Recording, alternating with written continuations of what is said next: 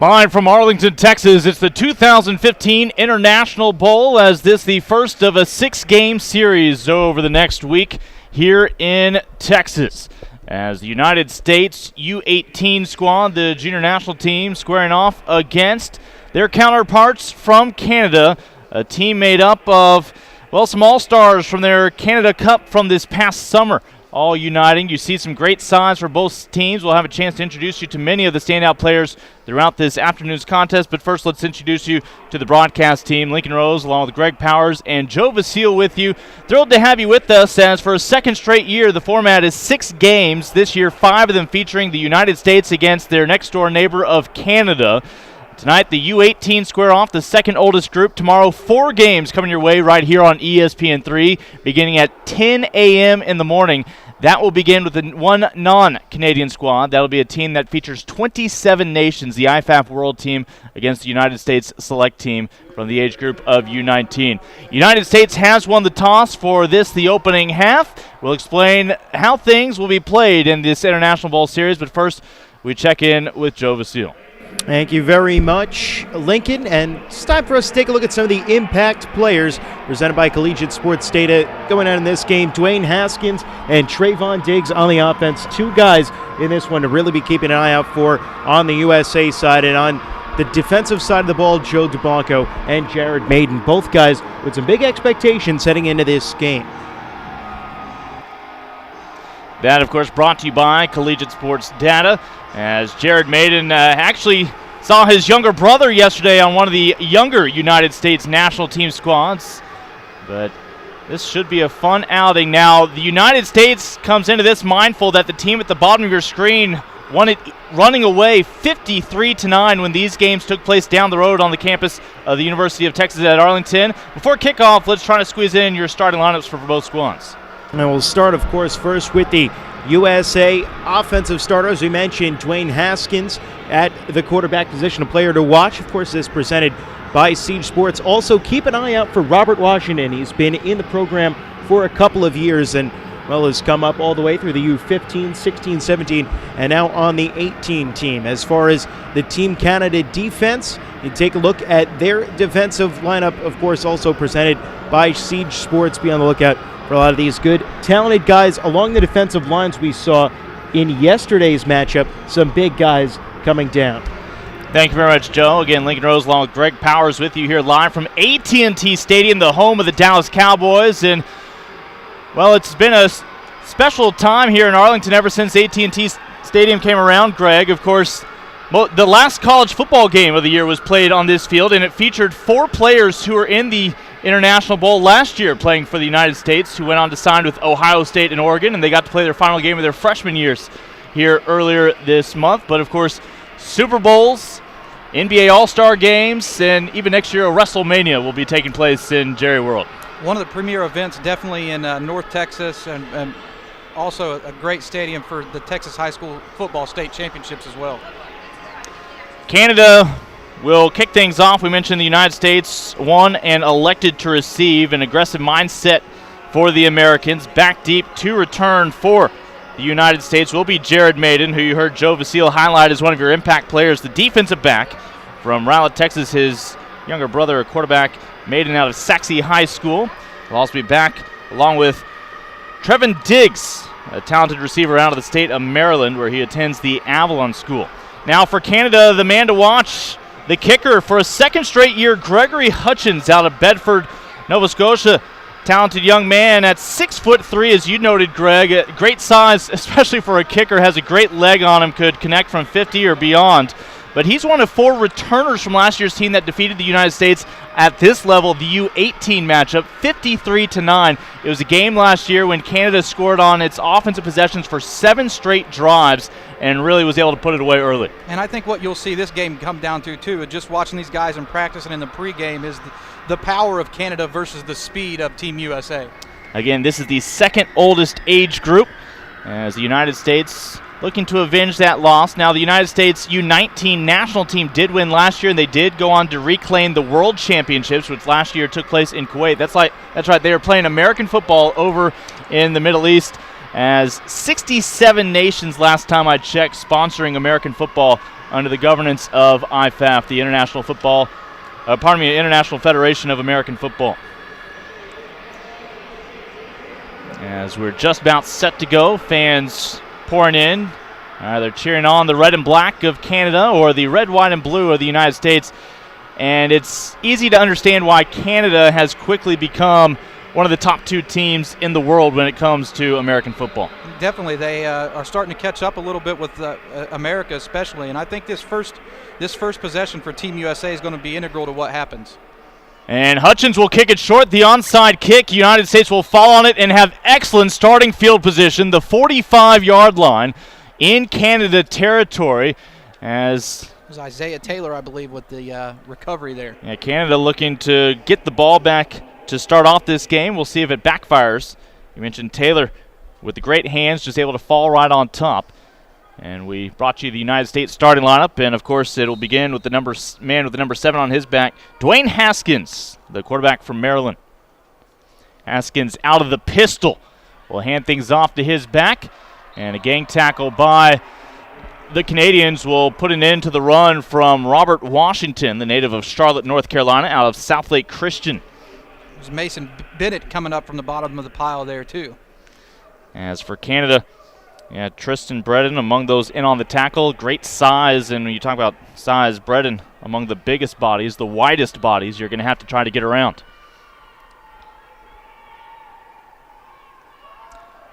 Good protection, quick release. This time finds his man Diggs, and Diggs will be able to move the sticks inside the 30 down close to the 29-yard line. And what you saw Team USA do right there is in the hurry up, and they're coming right back after it on this very next play.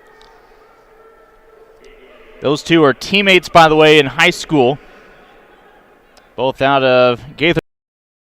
Talking about the quarterback, Dwayne Haskins, and the receiver he just found, Trevin Diggs. That is a nice added advantage when you have that kind of relationship coming into this week, not starting from scratch. Second run of the ball game, as Robert Washington will finally be met by Canada's Chad Ayotte, young man out of Quebec. Team USA wasting little time getting the play right back in, and they're ready to get on the ball and push the action here. We had the Jamboree last night, U-18, U-19. Those two age groups did not participate. U-19 will come into town this next week in time for National Signing Day. U-18 obviously had their game today. Did not want to risk anything last night. Third gain, nothing doing. It'll be a loss of about 3 on what was 2nd and 7. They'll have 3rd and long coming up. And the big man for Canada making the stop that time, Mason Bennett out of Winnipeg, Manitoba. He has already committed to play his ball here south of the border at North Dakota. One of 2 players who have already verbally committed to play from North Dakota, Zachary Williams, an offensive lineman from Winnipeg, the other. United States looking to get the first points on the board on this opening drive. Pressure from behind, able to elude that sack. Looking, buying time. Receivers unable to help out their quarterback, and the ball almost intercepted in and out of the hands of Elijah Walker, a young man out of Brampton, Ontario. He was a part of that Ontario squad that won the Canada Cup this past summer, as Team Ontario beat Saskatchewan Green. And remember, United States got this football on the 45 to begin this drive. They have moved essentially 15 yards. And that was a great play there by the wide receiver, Darius Poe, to keep an interception from happening, too. He had to actually turn into a defensive back there to keep USA the football. This is no man's land. It would be a 47-yard field goal try, so instead, Haskins, as the flag is down in the backfield, will this benefit the United States, or will it put a nail in the drive? It appears to be against the offense, and that will be declined by Canada. Turnover on downs as the Canadians are about to get the football for the first time, as the intended receiver that time was Muhammad Jabi, the 6-foot target out of Dayton, New Jersey, from South Brunswick High School.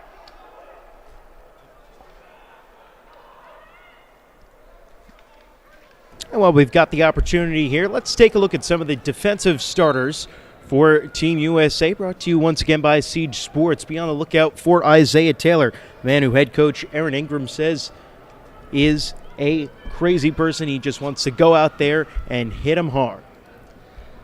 1st and 10 for Canada after the turnover on downs. Nice job by the Canadian defense to pick up after special teams failed on the onside kick. The first man to touch the ball for Canada, number 17, that's Samuel St. Maurice out of Montreal. And it'll prove to be about a 3.5-yard gain, setting up second, and we'll say a long 6. Definitely notice a difference in tempo between the two teams right off the bat, too. It looks like Canada's going to really try to get behind that huge offensive line and run the football a whole lot. Quarterback for Canada is Sawyer Bettner out of Moose Jaw, Saskatchewan. He actually was also the flag bearer during the Canadian anthem and appeared to be movement on the line. And that will back Canada up 5 yards. It'll be second and 11 coming up. But the quarterback mentioned out of Saskatchewan, he actually, up north of the borders, plays 12-man football. Led his high school to the 3A championship up in Saskatchewan. He was the MVP, offensive MVP in that Canada Cup, despite playing for the losing side, the Saskatchewan Green team. Saskatchewan had 2 teams entered into the 8-team Canada Cup by virtue of being the host site. And Team Canada shows us a look out of the pistol. They go right back to their tailback. Second carry now for St. Maurice. It was a good play there by Isaiah Taylor, too. We talked about him at the beginning of this series, and he's already made a couple of plays. Yeah, Taylor able to shed a block, young man out of Rockville, Maryland.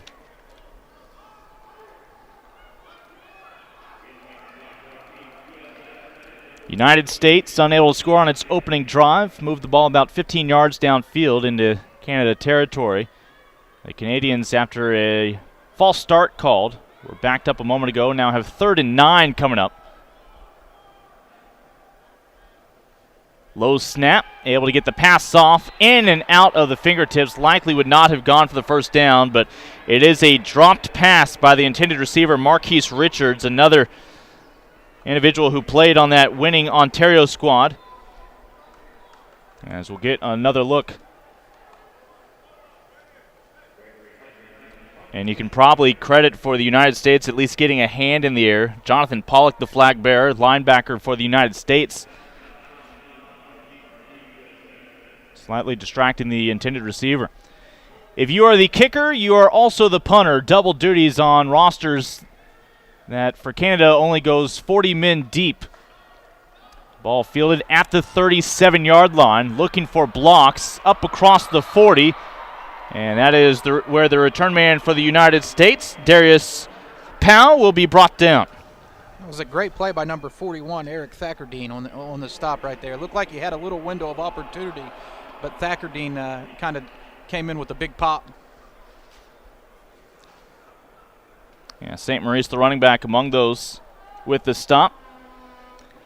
Well, for the United States, a new coach this year for the U-18 squad, and assistant coach on the staff over there at Nevada, and that might explain why we've seen some early snaps out of the pistol for USA. And meanwhile, we see a Canadian defender, Tristan Bredin, run out of one of his shoes. He'll have to go fix the flat tire. And Bredin wins the award for being the biggest guy on the field at 6'4", 365 pounds, too. He literally had a blowout. Greg, we saw in that last play, Dwayne Haskins, the quarterback, have trouble with that mesh point with his tailback. Again, these young men got into town earlier this week, have had limited opportunities to work with one another. Finds his man, cross midfield, cutting down to the 42-yard line. When it's all said and done, I mentioned a young man who he already had a relationship before this week with, his high school teammate, Trevin Diggs. It's a special connection, a great throw and a great catch and run by Diggs there. Diggs finally brought back down by Deshaun Stevens out of Toronto for Team Canada. He was the defensive MVP for Team Ontario in that Canada Cup. Haskins, right-handed quarterback, one-on-one matchup, a lot of contact, and a yellow flag will fly as Trevin Diggs was being held all the way down the near sideline. And that'll be a pass interference. A reminder, I know a lot of folks are familiar with the NFL game, but this follows closer to the NCAA rules. Pass interference will not be a spot foul, but the 15 yards will be marked off and an automatic first down.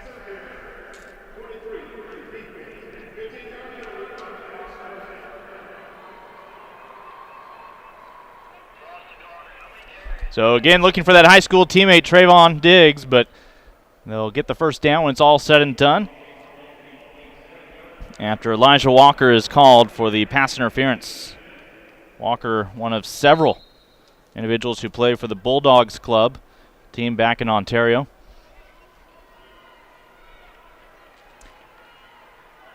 United States has been in Canadian territory now in each of its first 2 possessions. Haskins the handoff up the middle. Great blocks up front and a nice hole there, Greg, for Robert Washington on his next carry. Yeah, and the offensive line is actually starting to make some big holes out there as well, and also good in pass protection as we've seen this drive start to have some success as Team USA has advanced the ball deep into Canada territory here. Lucas Plate had one of the first blocks, the young man out of New Caney, Texas, to help spring open the run. 2nd and 5 after the 5-yard gain. Haskins again will hand the ball off, and yardage a little bit tougher to come by this time, maybe a yard before Washington's brought down by a triumvirate of Canadians. Let's check in with Joe. We're going to take a look at the replay of the pass that happened a little bit earlier. Nice catch made by Diggs at about the 46-yard line, then a good burst of speed and a cut back towards the middle of the field to pick up all that extra yardage. Good job that time on the catch and run. United States flirting with the red zone. Haskins, 3 receivers set, also a tight end, finds his man in stride. Too hot to handle, though, off the fingertips. And fortunate in the end, that's not intercepted on a tip drill. As we'll get another quick look, you see the post pattern and just in and out of the hands. And for the United States, that was Darius Powell, the intended receiver. The drive stalls out, but I think one thing that you can see is clearly evident is the arm strength of Dwayne Haskins. I mean, that guy's got a rocket. So the United States will try for the first points. This will be a field goal attempt. First time to introduce you to Manny Burrs, the kicker out of Riverside, California. Citrus Hill High School, one of a couple of Citrus Hill players. This from 38 yards, and it is good. The United States is first on the board in our International Bowl contest tonight between the U-18 squads. United States takes the lead. We'll be kicking off when we come back here on ESPN3. Early in the morning on February 1st, the banquet room of the Austin Marriott South fills with anticipation for the USA Football Signing Day breakfast. It is a day circled on the calendar of all hopeful players, the chance to decide where they will play next. I hope that you definitely pause to reflect on this moment. I mean, the fact that you've earned this, you need to pause and reflect on this opportunity, this setting, this room. This is an incredibly special moment.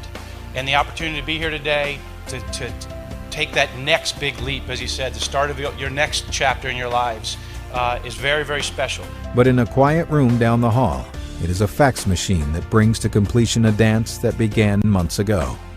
More than 50 players from the game signed their letters of intent at the largest event of its kind in the nation. This is everything I ever hoped for. Ever since I was a kid, looking at the older guys, Rivals.com, Scott.com, the top-ranked players, it feels good to be one of the players that say that you're top, you're number one. So, it feels good. It was awesome, man. I'm telling everybody congratulations, and I'm kind of excited. I'm waiting for me to sign. The media crush is inevitable. As we resume play here at AT&T Stadium, United States has kicked off, and this the return from Jamal Hooker out of Regina, Saskatchewan. And Canada will set up on the 25-yard line on its own half of the field for its second offensive possession. Lincoln Rose, along with Greg Powers, thrilled to have you with us as this is the first of 6 games we'll be bringing you on ESPN3. Tonight, it's U-18. Tomorrow, 4 games coming your way. Doug Anderson, Greg Powers, and Joe Vasile will have the call. And then that 6th and final game, the U-19 squads will clash 1 week from tomorrow to cap off the International Bowl 6-game series. Team Canada back out there on the field.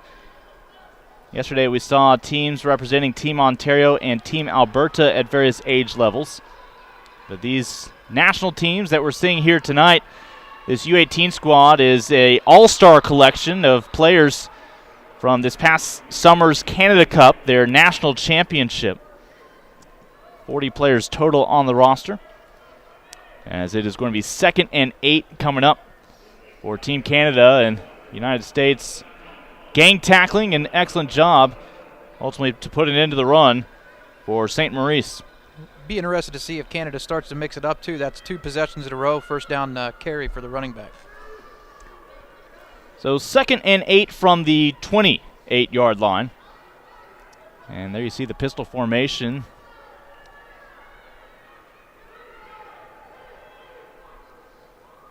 And the handoff on what was a read, it appeared, and they saw the end crashing down, handing off the football, and then quickly the running back dropped for Canada, the diminutive Javante Stanley out of Brampton, Ontario, as you'll get another look, being swallowed up in the backfield. A loss of about 1.5 yards. It was Taylor again with the penetration, and we're getting used to saying his name already in this broadcast. Yeah, Isaiah Taylor out of the 2nd level, talented young linebacker. We're going to see several Americans in this ball game who have as many as 30 offers in terms of college scholarships. They won't have to make their decision official until about a year from now. In fact, you saw in that last break, National Signing Day. We'll be bringing you live coverage Wednesday morning this next week. Some of the top players in the country will be making it official. Team Canada will burn its first time out with an important down coming up. It'll be 3rd and 7 when we resume our coverage live from the 2015 International Bowl U-18 game. The icon of the game. The icon of competition. The icon of athleticism. The icon of fandom. The icon of the future. The future of football is now.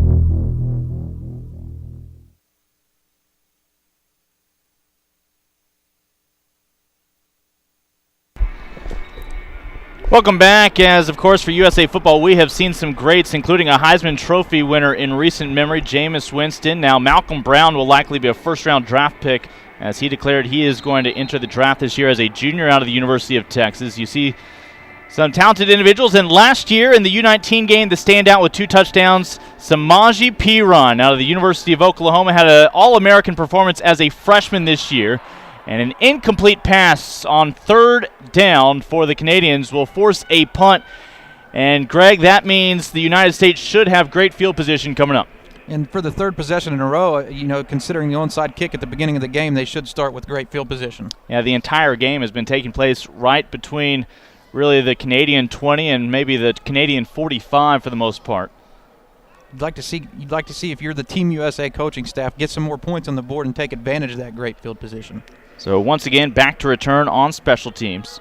For the United States, it is Darius Powell out of El Sobrante, California, El Cerrito High School. He'll go out of bounds, well-placed punt right around the 40-yard line.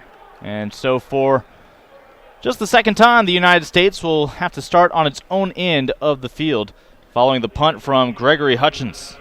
It looked like the punter was actually trying to avoid Powell and Trayvon Diggs right there, and maybe not a bad idea.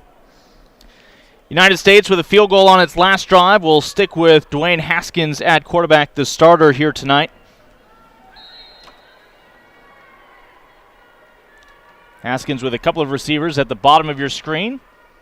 And now the running back to his right again is Robert Washington. Looking left, even if he wasn't your high school teammate, 6'2", 180, why wouldn't you throw him the football? Exactly, and he's actually very quick. He gets off the line in a flash. As you get another look there, but an excellent job by Team Canada quickly closing in on the coverage there was Elijah Walker. 2nd and 8 coming up from the United States 45-yard line.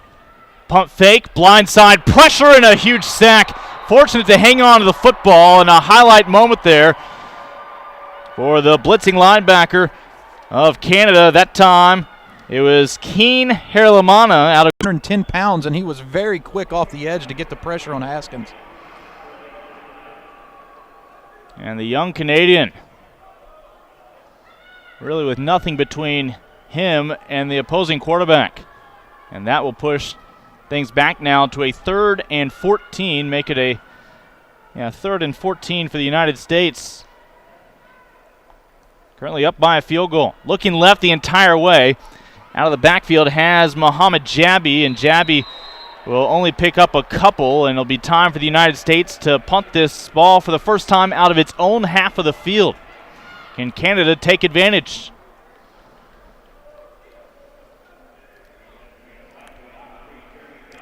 And Jabi with his first catch out of Dayton, New Jersey, out of South Brunswick High School. Staying at home and going to play for Rutgers in college, Jabi. Rutgers, of course, moving to the Big Ten Conference.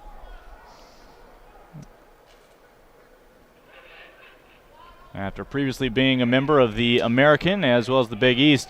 Pressure almost a block. Canada getting oh so close with the fingertips there. Wow, and it hit off the big board, Lincoln. The punt actually was high enough that it hit the bottom of the big board. And you wonder, I'm not familiar with what the ground rules are that they talked about for this game, but in the NFL, you would re-punt that ball if the officials detected that it hit the giant video board above us. It's outside of your shot, but it stretches from one 20-yard line to another. And when there's anything playing on that video board, you are tempted, your eyes are drawn to it rather than the live action just below it. Actually, I guess if you're either team, you really wouldn't complain. It didn't work out too bad field positioning-wise for Team USA, considering that it hit off the board at about the 45-yard line. So Team Canada, as you get a look at the no return, Canada has a 1st and 10 from its own 38-yard line. 4 wide, 3 to the bottom of your screen. Looking right the entire way. And will ultimately settle for Jamal Hooker. Young man who's going to play at the next level in Waterloo, Ontario. Not big but quick, 5'8", 173, and it looks like he has some speed on the return earlier. It looked like he had a window of opportunity to possibly turn in a big gain, and I think that you'll probably see Canada try to get him more involved with their offense as well. Nice form tackle, and we've seen some nice job defensively on tackles this week. That time is Jordan Jefferson able to make the stop, another player out of New Jersey. It's going to be 2nd and a manageable 4 here for Team Canada. Up the middle, has space, room to run, and speed to boot. A foot race inside the 20, and a touchdown-saving tackle when it's all said and done by Jared Maiden. But Canada is set up to claim its first lead thanks to the run from Javante Stanley. Have to give some credit to the big offensive lineman, too. Zachary Williams blew that play up, kind of spring that run, and you saw the speed of Maiden saving a touchdown there, and there's a reason why he's got double-digit scholarship offers already, and that's why. Good old-fashioned 50-yard dash for the Canadian running back. And it'll be 1st and goal, as many as 4 tries available to Canada here from the 1. They keep it on the ground.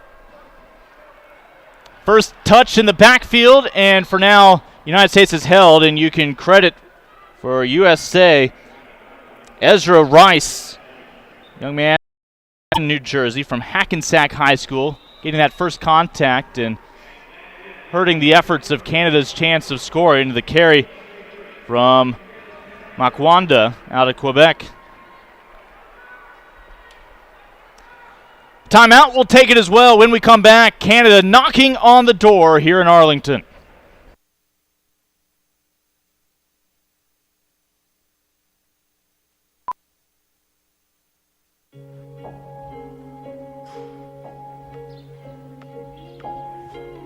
When you get away from smartphones and video games and tablets, it's amazing what you can really plug into.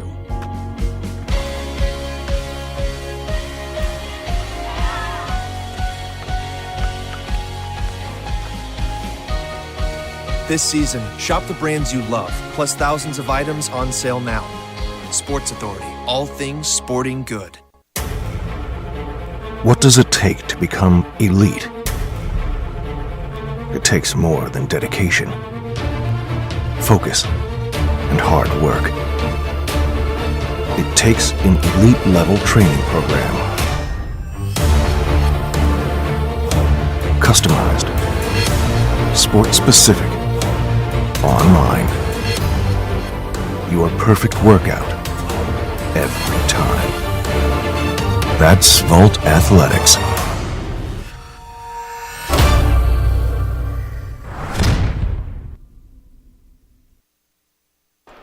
First quarter ended with the United States taking a 3-point lead into the break, but it'll be second and goal coming up. 12-minute quarters here. That follows the high school regulation. That's about the one variance from the NCAA rules. When at the college level, it'll be 15-minute periods for a 60-minute ball game. Lincoln Rose, along with Greg Powers, with you for this U-18 matchup between the United States and Canada, a game that Canada won a year ago. The United States is up by a field goal at the moment, but Canada knocking on the door. The Canadian quarterback, Sawyer Bettner, will keep it himself, and it appears the Canadian is in the end zone for the first time tonight. Not a bad play call there. You'll get another look. Why risk anything by handing it off and losing ground? Just follows those blockers right up the middle. And it was going to be a tough task for the United States to hold Canada to a field goal try after that 50-plus yard run. That put them right on the threshold. So the first touchdown of the night belongs to the quarterback who keeps it himself again, the young man out of Moose Jaw, Saskatchewan. If I've got a 310 guy playing center and a 320 and a 310 next to him, that's probably where I'd keep it in the middle of the field as well. And right now, the reason why we haven't had the extra point just yet, the trainers have come in to look at Ezra Rice, who was in on a big play on the last snap of the opening quarter. He was actually the center of the defense that got pushed back on that touchdown sneak. We certainly hope he is okay. Again, this is the one game that these two teams will be participating in. You would just assume everybody come out of it healthy. Extra point try will come from Gregory Hutchins. The hold from backup quarterback Alex Basilis from Calgary. USA looking to get some pressure on the edge. And a line drive, extra point is good. Canada strikes for the first time in the opening moments of the second quarter, claiming its first lead here in the U-18 matchup. It is the 2015 International Bowl live from AT&T Stadium. And a reminder, our live coverage tonight here on ESPN3 brought to you in part by our friends at Sports Authority, official sporting good provider of USA Football. And Riddell, official helmet and protective equipment partner of USA Football. Lincoln Rose, along with Greg Powers with you. Of course, USA Football, it is the national governing body for American football here in the States. And one of their initiatives that I know most people are familiar with by now, Heads Up Football, and that is ensuring that there is a safe experience playing American football from top to bottom, whether it be the youth leagues or the professionals. And we've even heard, obviously, coaches at the collegiate level talk about, look, if you're playing with your heads up, you're also a better all-around football player, making better tackles on defense. Seattle Seahawks coach Pete Carroll, big believer and stands behind all of those tackling techniques and teaches them to his team, and it's paid dividends, I think, for the Seahawks. United States trailing by 4 and will have its worst starting field position with its fourth drive coming up, as I believe it was Jared Maiden who had that return just out across the 20. It was, in fact, Maiden. Mentioned he and his brother both play football at Saxe High School here in Texas. His younger brother on a different squad that we saw yesterday in the Jamboree, and we'll see again tomorrow.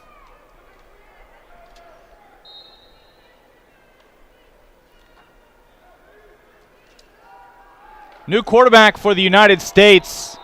Handing off the football that time was Henry Allen from right here in the Dallas area. He's a student at Highland Park High School. And the stop, a talented Canadian that we expect to call the name of several times, Shiki City Sal from Vermont, Quebec. 2nd and 9 after just 1 yard on the last carry, and this will be a sack for Canada, and the man who will be credited with that sack, the second big play we've seen from him already, is number 44, Carter Wilson. He passes the eyeball test at 6'3", 225 pounds, too. Plays his club ball in Ottawa for the Sooners. Hailing from Ontario, was on that U-18 national championship squad from this past summer. To the victor go the spoils. The Ontario coach is the head coach this year of this U-18 team, Glenn Mills. Big hit, and that ball ultimately, was it intercepted or caught? It's a turnover. Canada will have it on the 49. It's Benjamin Whiting who walks away with the INT after the ball bounced around. Whiting out of Saskatoon comes up with the tip drill. And this is not the answer the United States was looking for after surrendering the first touchdown of the evening. The intended receiver, Brandon DePrado, out of Cypress, Texas, from Cy Woods High School. But you see, swarm of Canadians in the area. And actually, I misspoke. He was the second one there. It looked like they were looking for Diggs again. And he was open. It just kind of bounced off his hands. It was a good throw. He was open. It just didn't work out. They spot the ball at midfield on the 50. Our first turnover of the ball game. Canada leads a touchdown to a field goal. Run to the left side, and the United States not giving up any room. As a couple men popping up out of the pile for the United States on the tackle includes Colin Dowling out of Fallbrook, California. They carry that time for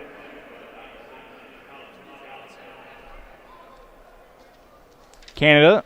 Picks up maybe an inch or two.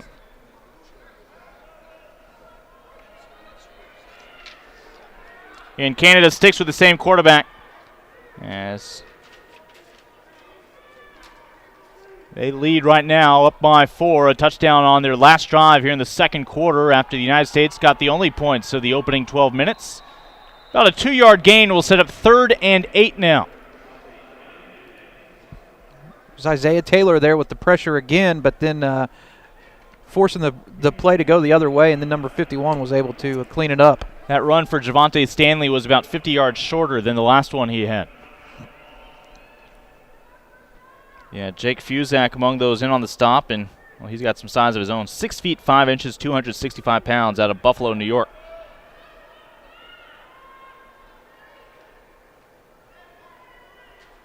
Third and long in USA territory. Needing some blocks, and they've got the first down and more.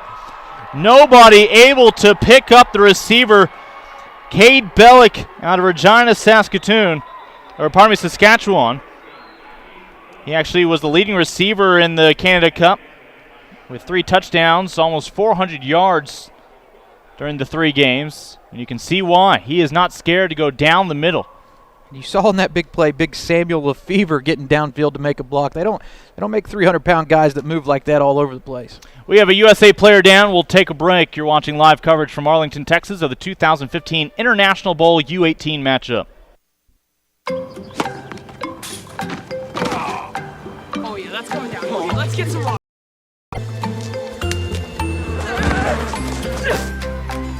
Health can change in a minute. So CVS Health is changing healthcare, making it more accessible and affordable. With walk-in medical care, no appointments needed, and most insurance accepted. Minute Clinic, another innovation from CVS Health. Because health is everything.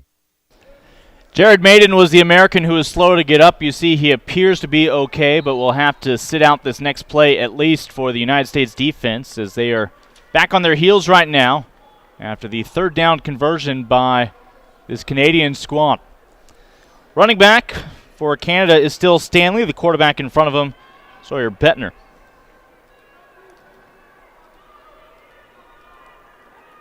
In motion, Richards to the tailback. Able to find the hole. Great recognition and able to pick his way through for it appears it'll be about 6.5, 7-yard gain when they mark this ball down. He's very quick and elusive, and he's hard to find behind that big Canadian offensive line for sure. Ball will be marked at the 21. Canada needs to reach the 18 for the next first down.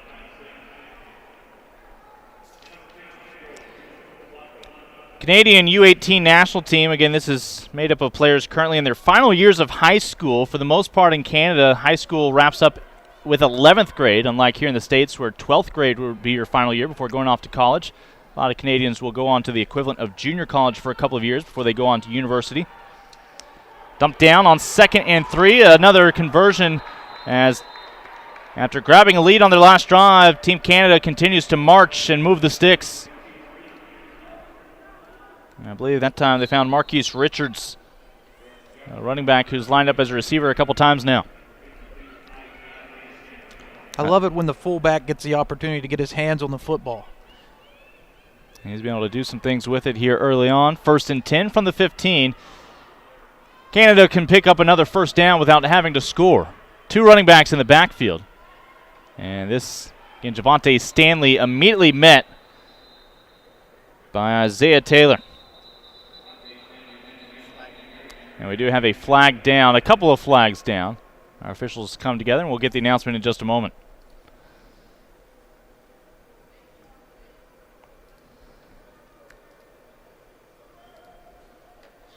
Well, the United States kicked the field goal in the opening quarter. Canada was right on the goal line when the first quarter came to an end, but their lone score here in the second period.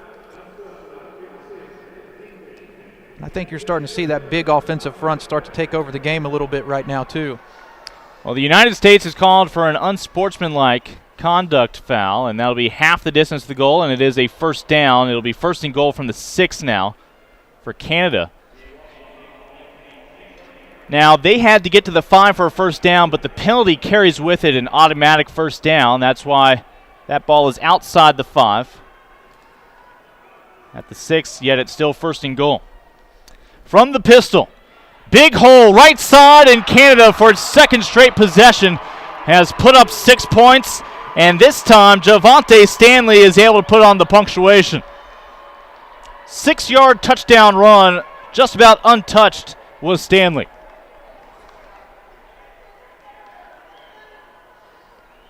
Big bodies moving some dirt up front in front of him, including one of his offensive linemen, and Drew Merleitner from London, Ontario.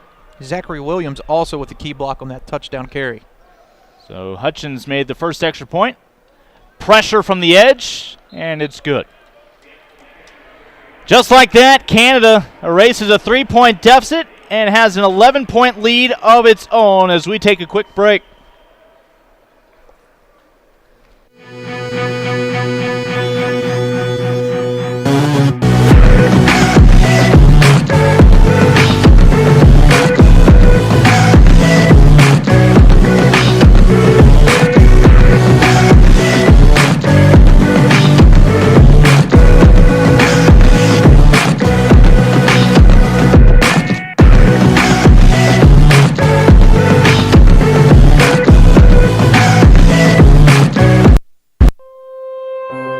At the NFL and at USA Football, we care. We care about your kids. We share the same concerns. We're on your team. Heads Up Football is an incredible program, and when you join with USA Football and you see what they're doing and your league is affiliated, that's the stamp of approval that you're going to have a coach that knows what he's doing, a kid who's learning the proper technique, equipment that fits, so that your child is truly playing a better, safer game.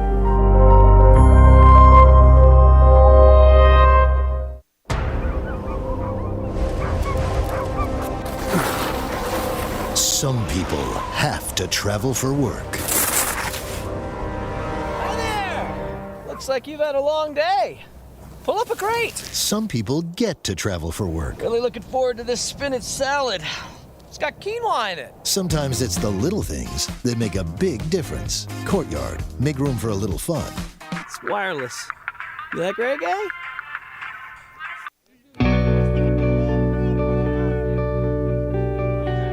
This is where games are played, where friendships are forged, where kids come to have fun, and character takes shape. This is where coaches teach fundamentals, where respect is both learned and earned, where entire communities come together, where the game happens once a week, but the lessons learned last a lifetime. This is where the name on the front of the jersey matters more than the one on the back. Where champions are made in the fourth quarter. And memories last long after the clock reaches zero.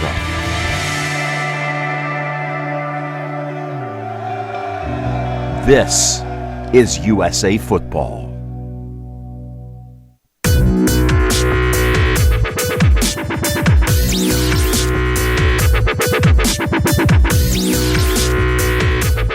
So it's same this is sports performance, whether we're talking about Olympic athletes or middle school and high school athletes, the foundation is the same. We want to remove dysfunction and then build upon their sport-specific movements to allow them to function at a very high level on and off the field.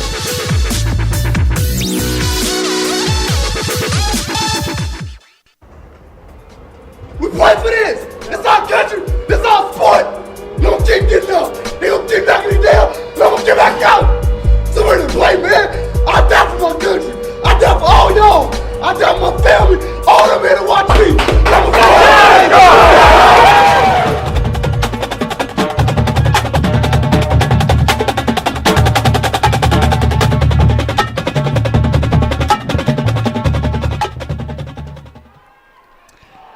Apologies, we've missed the opening play. It's second down as the United States picks up nothing now, as it'll be 3rd and 9 coming up. You're watching live coverage of the 2015 International Bowl Series here on ESPN3 for a second straight year. It is a 6-game series from all age groups, and at time a big tackle appreciated, and I would argue it's not a heads-up play by the Canadian making that stop, Drew Mehrleitner, as the crown of the helmet drilling the running back for United States.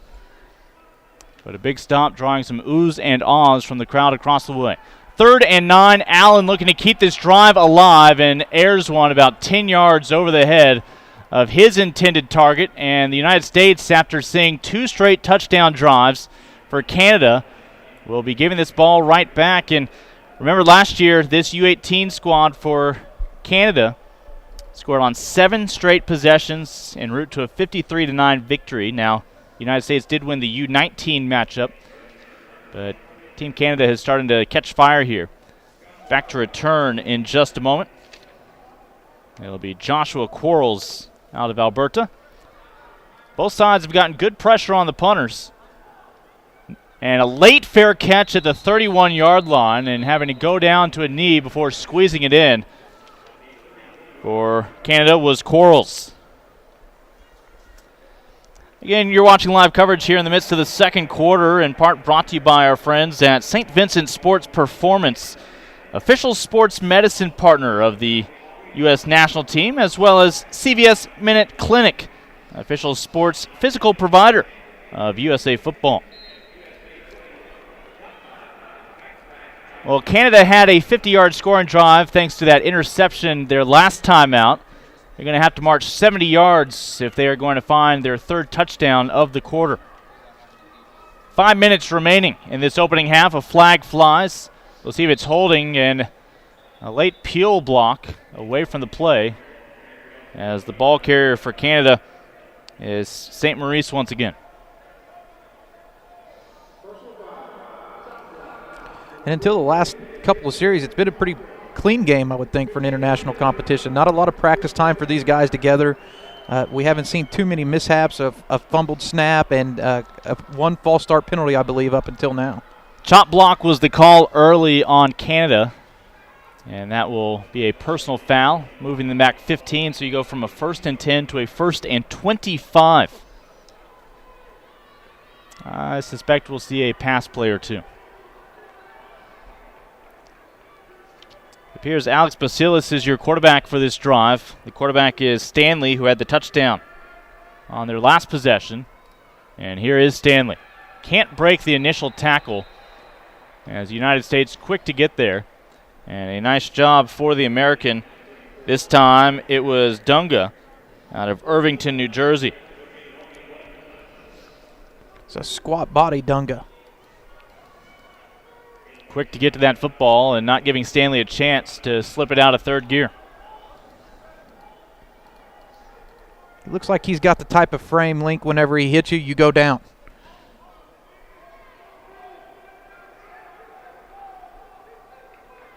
So uphill battle here despite having a lead for Canada. Touchdowns on each of their last 2 possessions. Basilis, delayed handoff. Stanley will be brought down immediately. And that is a nice tackle, able to hang on to the shirt for the American and Jamarian Caston, the linebacker from San Francisco.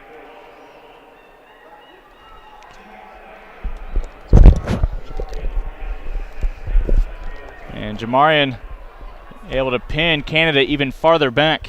And that was a big penalty on first down here, and I think that this is exactly what Team USA needed to get the momentum back in their corner before halftime.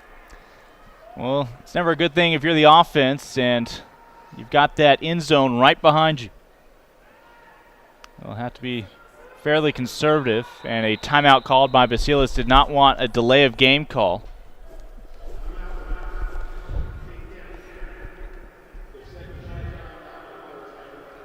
So Canada leads 14-3. Takes a timeout. We'll do the same as you're watching live coverage of the International Bowl tonight on ESPN3.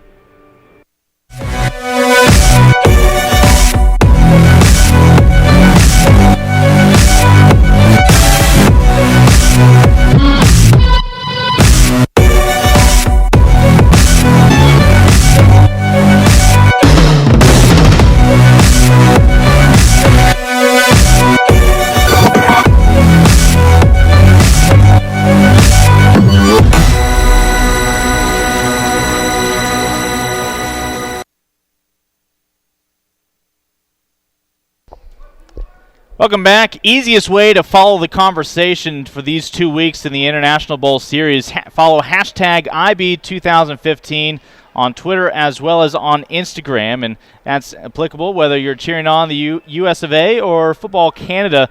It has been fun this week, Greg, to first follow everybody hopping on to an airplane from wherever they're coming from, arriving in Arlington, and then the unveiling of their uniforms. And obviously USA with some great uniforms that the U-18 and U-19 squads will be sporting this year, a new look courtesy of Siege. But the United States is going to be able to hold on 3rd and a mile.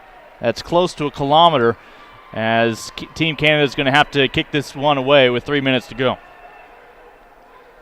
As that is another time where the United States gets initial contact.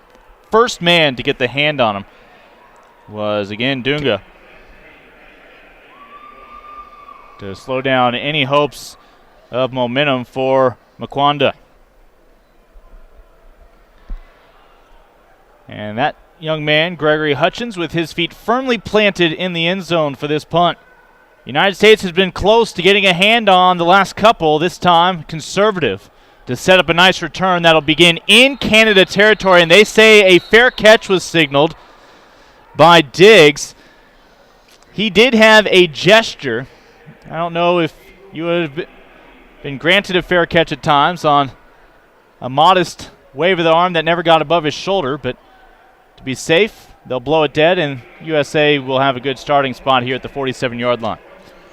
There's not much room for error. You raise that arm up a little bit and move it, and they're gonna say it was a fair catch. Yeah, sometimes you'll see a penalty assessed when a young man then tries to set up a return when it's deemed that he had a fair catch. The United States will not be penalized here. Starting in Canadian territory for the second time tonight. The first was the opening drive when they recovered an onside kick.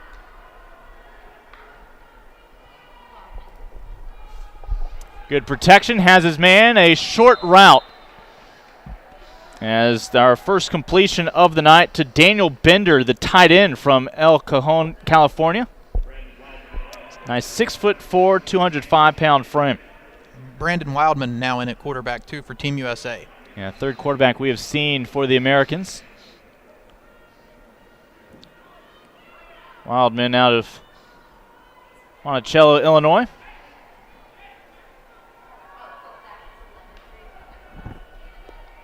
Wildman, pressure from the ends, and will throw it at the feet of a receiver. Officially, the intended receiver will be Devin Floyd. He didn't want any part of it, but basically The incomplete pass helps you avoid the sack and any grounding call. Carter Wilson with the pressure there, and it's a good thing that he decided to go low, or there might have been a flag on that late hit. So it'll be 3rd and 9 coming up for the United States. As USA moving a little bit slower, in part because they're mindful of that clock inside of 2 minutes. They're in no rush to give it back to Canada. Looking for his man, far sideline, and that ball will be intercepted. Essentially, as much as Canada wants to celebrate it, that's a perfect punt. Exactly, and they squandered that good field position, Team USA.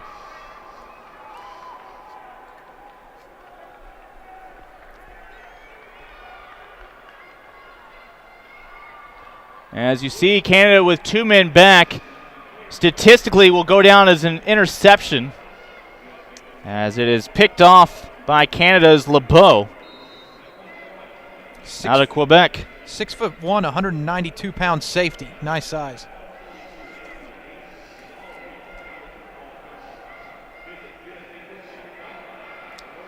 So Canada will begin on its own 15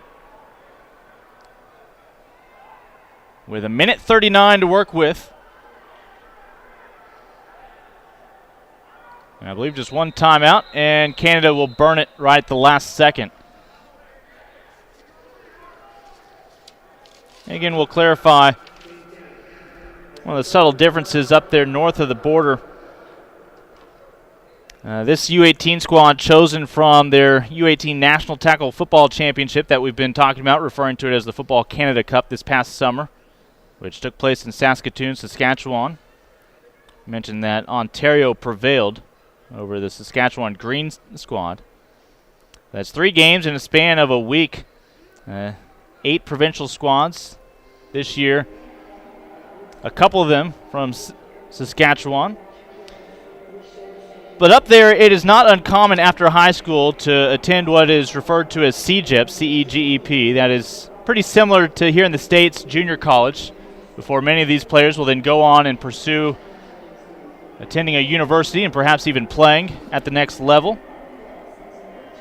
Many of these Canadians on this U-18 squad have already committed verbally. We mentioned 2 are going to come to play at North Dakota, just south of the border. But others will be suiting up for schools like Concordia University in Montreal, as well as University of Alberta in Edmonton. As Canada here from their own 15-yard line, no gain on the completed pass. It'll be 2nd and 10 coming up, and the clock will continue to tick down. Canada cannot stop it other than with an incomplete pass here down the stretch before halftime. USA was ready for that play call, too, out of the timeout.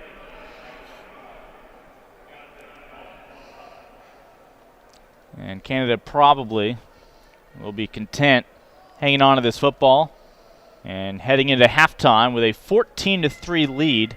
The last 14 points of the game have belonged to the Canadians.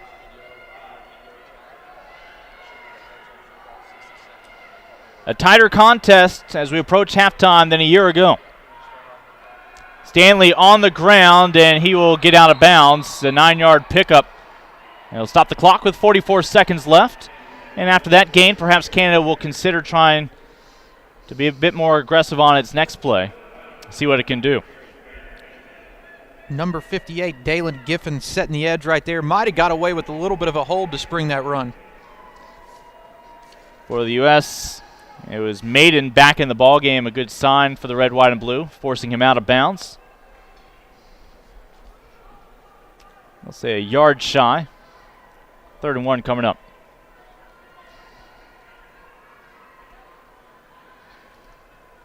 Keep it on the ground with Stanley.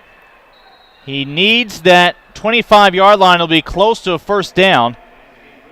But the clock continues to tick, at least for now. Now the officials will stop the clock. As we'll see if the United States didn't call a timeout. If they think they have held Canada, then they wouldn't mind getting this football right back, and that's exactly the case. Heads-up play by the United States. Nick Mihalik with the sound tackle right there. So 33 seconds remaining here in the opening half. Again, Lincoln Rose along with Greg Powers, Joe Vasile, Tom Monfiletto, and Amanda Cozy rounding out our crew here in Arlington. Yesterday, the Jamboree featuring the U-15, essentially 8th graders, U-16, U-17, as well as a U-19 select squad. We're on display, getting everybody in the mood for the 5 matchups this weekend. One tonight, the one you're tuned into here, the U-18 duel between the United States and Canada, before 4 matches beginning bright and early tomorrow, 10 a.m. Central Time here on ESPN3. That'll feature the one IFAF World Team and a United States Select Squad. That'll be shades of the first 3 international bowls when there was a single game between the United States and the World Team. The United States won the first 2 before the World picked up its first win in that 3rd matchup. Looking for a good punt, big pressure. 2 men back, and the United States will start in Canada territory with 24 seconds to work with and I believe 1 timeout remaining. A late flag comes in, and let's see which way this moves the football. Jonathan Pollock almost walked away with the punt block right there. As a matter of fact, I don't know how he missed it. Both sides have come so close, and you wonder how much of that is because you have a collection of guys playing special teams alongside one another for the first time. Our officials coming together. Umpire talking to the referee. Flag came in late at the end of the run. See if they don't discard it. 22 seconds left to go, and USA would definitely like to walk away with some points.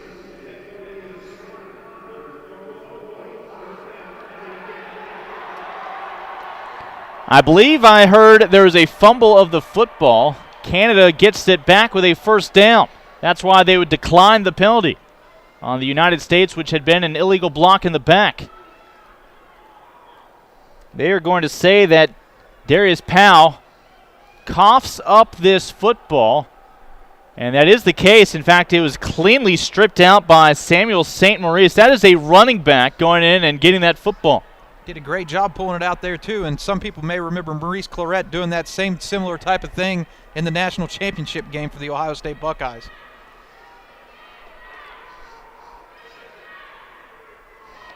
So the United States had called a timeout earlier, hoping to save some time on the clock. Instead, Canada could be the beneficiary, but not after that play, as Jamal Hooker probably would have been better off just not making that catch, instead takes a lick. Highlight-worthy play there for Jared Maiden. You see he flies up like a torpedo, and to keep it with the defending or heading into the national championship team from this year, Ohio State, that they're one of his offers. That's the final play of the opening half. 24 minutes in the books, and it's a 2-score lead for the U-18 squad of Canada. 14-3 our score at AT&T Stadium. We'll be back with halftime coverage here on ESPN3.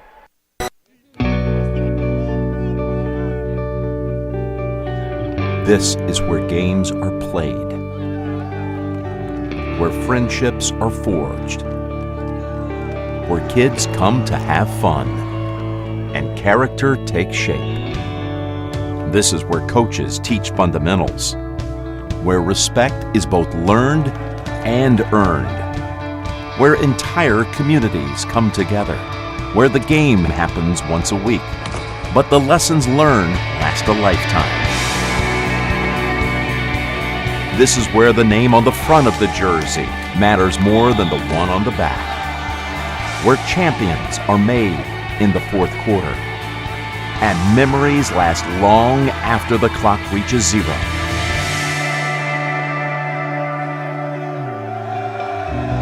This is USA Football.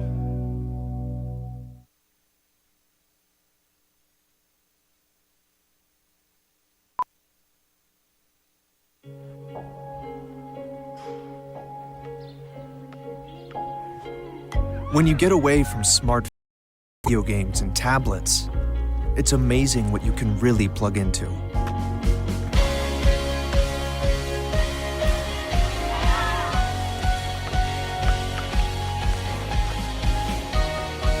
This season, shop the brands you love, plus thousands of items on sale now.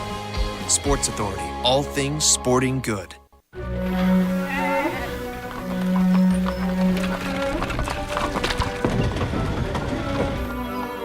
Some people have to travel for work. Hi, Mom. Hi, Dad. Some people get to travel for work. I'm video chatting with my parents. They just moved down to Boca. Honey, can you see us?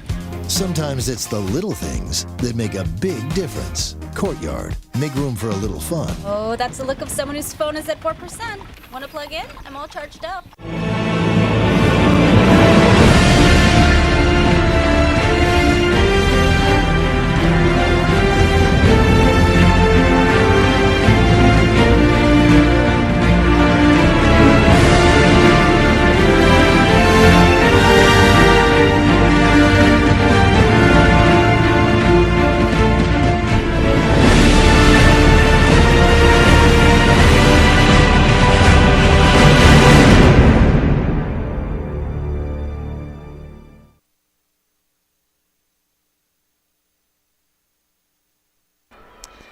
A reminder of the path of how perhaps you could one day reach the International Bowl. There are regional development camps, as this update brought to you by Sports Authority, as it'll be in Phoenix, Arizona, off to the west, and it'll be about 3 hours south of us in Austin, Texas, on February 21st and February 22nd. Of course, Austin was the site of the second-to-last World Championships, and it was the home of the International Bowl its first 3 years.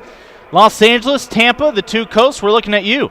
The last day of February, first day of March. Houston, Texas, Jacksonville, the Bay Area of California, right here in the Dallas area, Washington, D.C., and Charlotte, all on the horizon before March is over.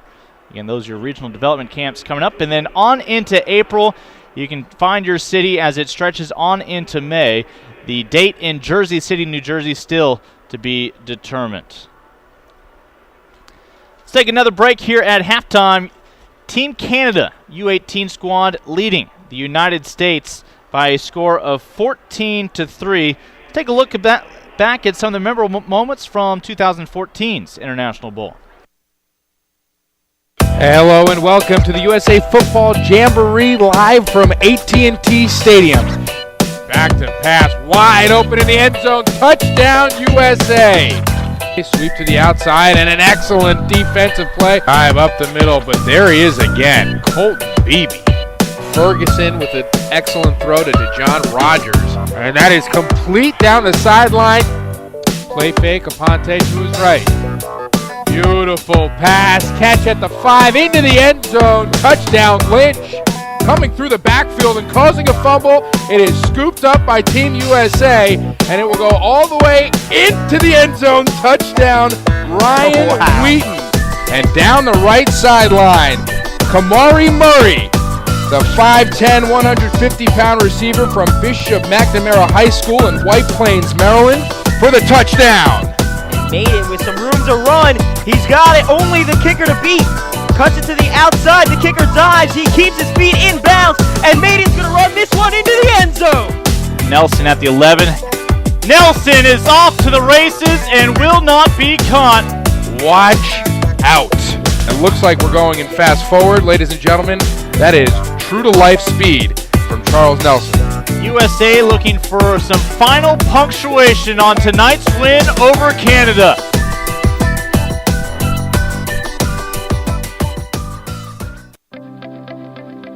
USA Football was created to lead the development of the sport, to provide leadership to a fragmented landscape, and take responsibility to strengthen the game's foundation. Since 2002, when the NFL and the NFL Players Association established USA Football as an independent nonprofit, we've united the sport. We made sure that everyone, from players and coaches to parents and officials, have access to the best resources. We offer dynamic player camps and exciting digital tools centered on football fundamentals so players and coaches get the best education and training. And as the sport's national governing body, we establish national teams. And because we believe every child with an interest in tackle or flag should be able to play, we have distributed more than $5 million in equipment, almost $500,000 to build quality fields. Simply put, USA Football has set new standards for excellence in teaching, organizing, and advancing youth football. So what's next? What's the next 10 years look like? Heads Up Football is a new approach the NFL and USA Football are embarking on to change the culture of this sport. It's America's favorite sport. We need to be the guardians of the game. We need to protect this. Heads Up Tackling is addressing that issue. USA football, thank goodness for it. This is extremely important. Never has there been a greater responsibility for coaches to get it right, to be educated, to be consistent, to get the right training, and to teach the right technique.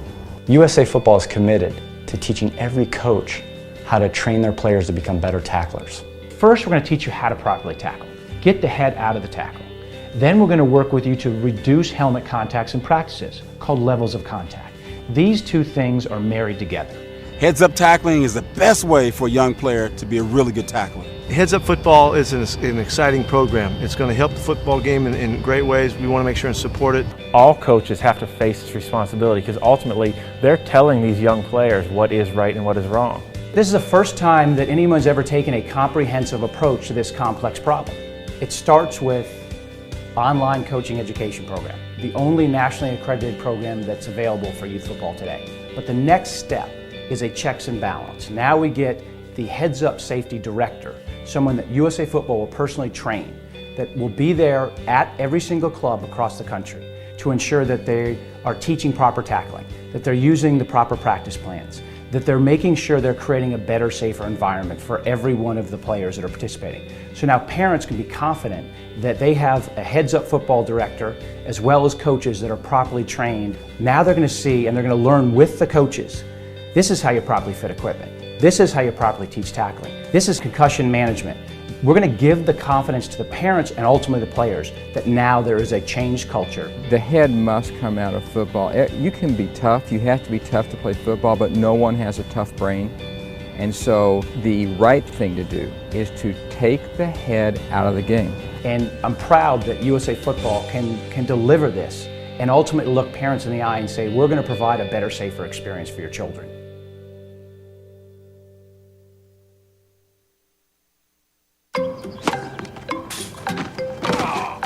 Oh yeah, that's going down. Oh, yeah, let's get some rocks back.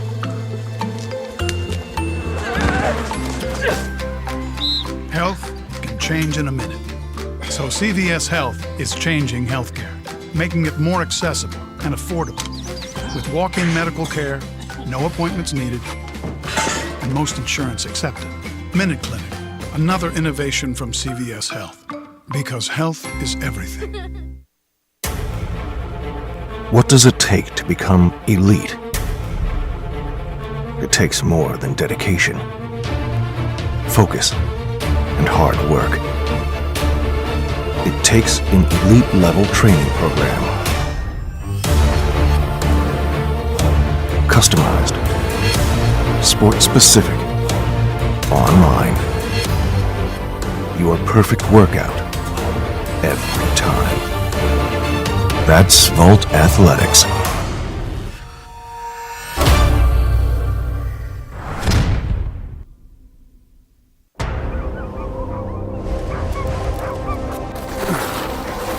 Some people have to travel for work. Hi there! Looks like you've had a long day. Pull up a crate. Some people get to travel for work. Really looking forward to this spinach salad. It's got quinoa in it. Sometimes it's the little things that make a big difference. Courtyard, make room for a little fun. It's wireless. You like reggae?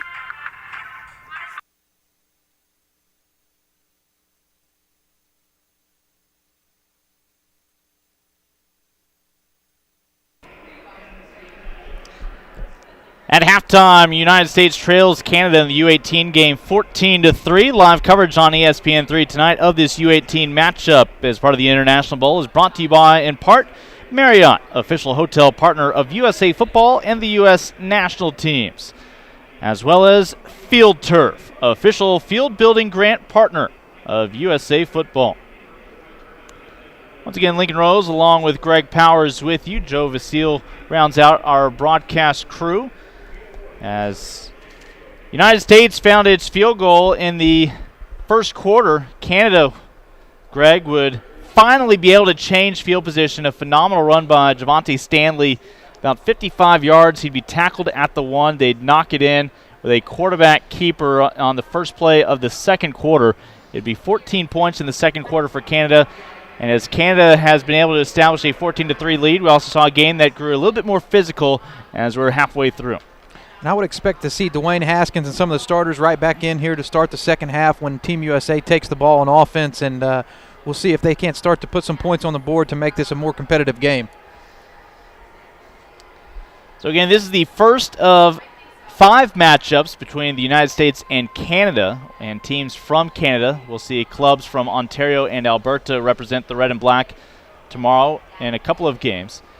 And then the 6th game of the International Bowl Series will be, again, a United States U-19 squad against the IFAF World Team tomorrow morning at 10 a.m. But, Greg, the nice thing about the United States being recognized as the governing body USA football for American football is the fact that these high school players, they have a limit under NCAA eligibility rules of playing 2 all-star games. This does not count against that because, again, it is officially international competition. And you're able to see guys like from states like Michigan and Georgia also be able to play in this where they're not allowed to play in some of the other competitions.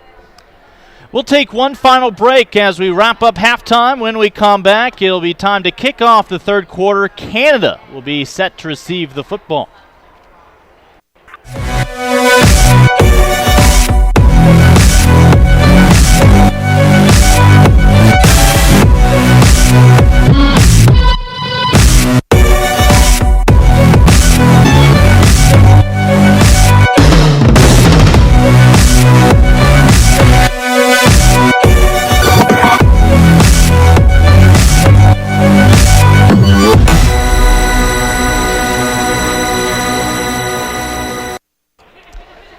It is a growing game, American football, and these the top 2 nations historically, as they've combined to win all of the U-19 World Championships.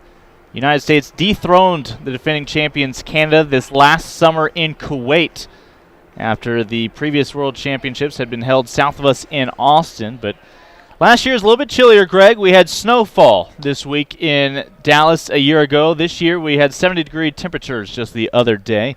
You never know whether when you're at AT&T Stadium the roof will be open or closed, and yesterday we started off with it open, but by the end of tonight closed. Might get some rain by the end of tomorrow.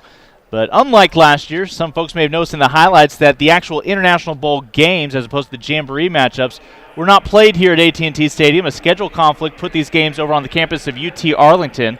That is where the U-19 matchup will take place next Saturday, 8 nights from tonight. But the great thing is that these first 5 games all taking place here in a facility that is not just known throughout America, but internationally. The Canadian players have to be happy with how the weather turned out while they're here for practice, and then also getting to play with the roof over the top of their heads in this game. So the United States will kick off. They will not go with the onside kick approach that Canada went with on the opening kick of the ball game. Up across the 20, 25, and seeking out more. Finally, the return will come to an end. Again, on the return that time was Jamal Hooker out of Saskatchewan. Alex Stevenson with a great open field tackle right there, too.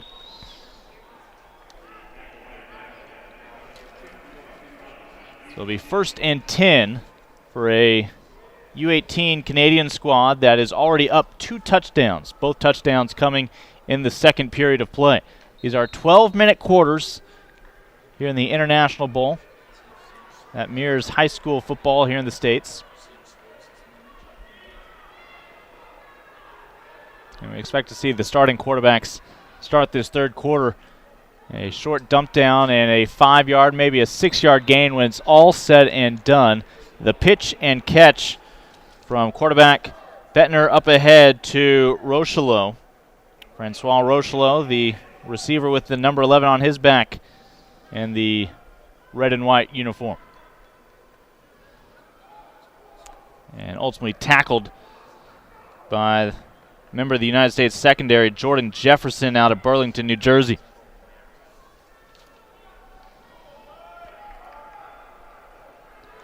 So 2nd and 4 after a 6-yard gain on first down.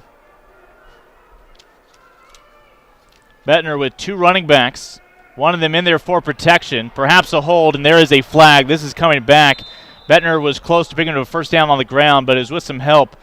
And Canada is going to be flagged for a 10-yard foul here in just a moment.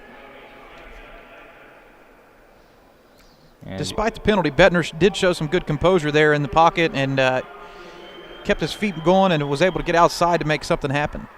Well, we've talked about how big this squad is from north of the border, and that does not have the quarterback as an exception. He was boasting some nice size and looks like he could take a few shots. He's also got a good haircut. Or lack thereof. He goes with the Samson approach.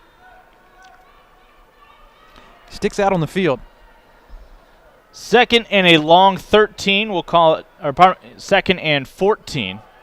Looking left the entire way, and that is a receiver who saw two Americans coming right at him.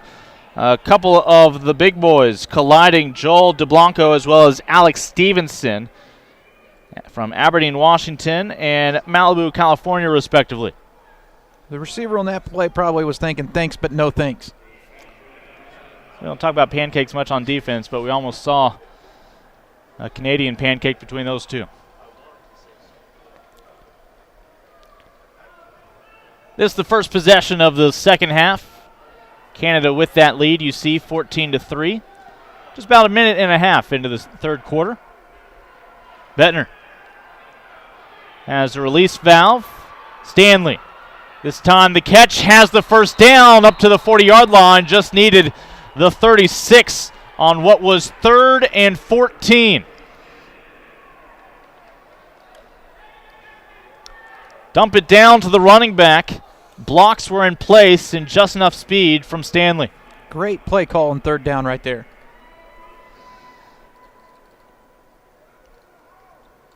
Good coverage otherwise by United States on all the receivers. Team Canada's not really been able to get the passing game down the field on point, but they've been able to work the screen game quite efficiently. Yeah, able to get past the initial tacklers along the way. This time on the ground is Stanley. And he'll be dumped for a 2-yard loss back to the 35. Colleges may want to familiarize themselves with the name Taylor, that this guy's all over the field. And the linebacker for the United States had his name called out several times. Also in on the play for the U.S., Jake Fuzak, defensive lineman out of Buffalo. Colleges certainly already know his name. He already has 2 scholarship offers. Again, juniors in high school, so no rush to make a commitment. Rolling left, great protection, dangerous pass, and it's incomplete. Almost walking away with the interception there was Kama Jackson Jr. Jackson out of Miami. Miami Beach Senior High. I was hoping for a highlight. Would have been taking it back about 35 yards for a pick 6. It's another 3rd and long. A moment ago, they converted on 3rd and about 14. This will be 3rd and a long 12. Again, out of that pistol formation with the running back behind, the quarterback in shotgun. Up the middle on the delayed give. And they just get across the original line of scrimmage after the handoff to Miles Brown out of Calgary. He will be likely headed off to play his ball at the next level in a couple years at Concordia University in Montreal. He was on the 4th place team for Alberta in the Canada Cup. Led his Notre Dame high school to the provincial championship in Alberta. Back to return for the United States will be Jared Maiden. And we've got flags. Play clock was down to 6, so it shouldn't be a delay. Instead, it'll be a false start, carrying 5-yard penalty with it. That'll move Canada back. Again, Canada's kicker and punter, Gregory Hutchins, was on the U-18 squad last year, one of 4 players who were part of that win, who are back on the U-18 team this year.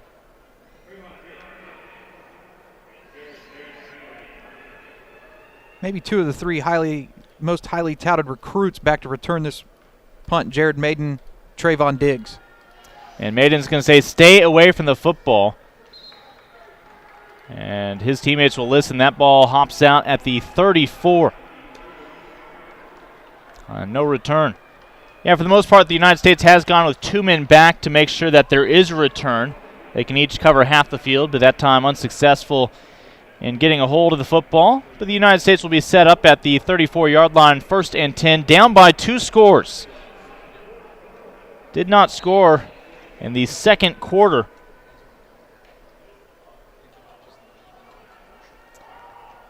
Toss over to the left side, unable to break the tackle after making the catch. The receiver, Muhammad Jabi, immediately met after about a 2-yard gain.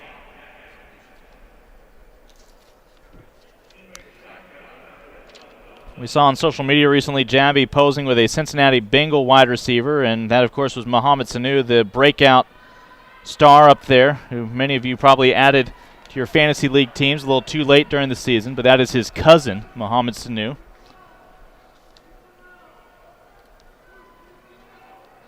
A little pressure. Tries to fire one in to the American receiver, Jason Pirtle from Locust Grove, Oklahoma.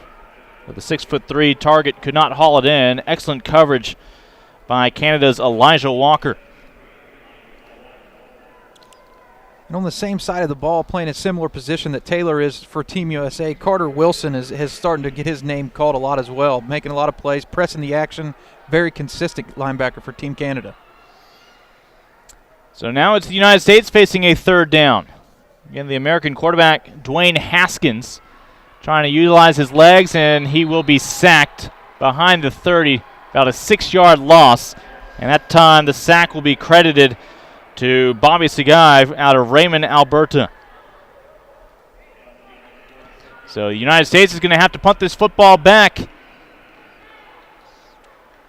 as no points have come here in this 3rd quarter, more than halfway through. What you didn't see Team USA do right there on that possession is set a pocket up for Haskins to work out of.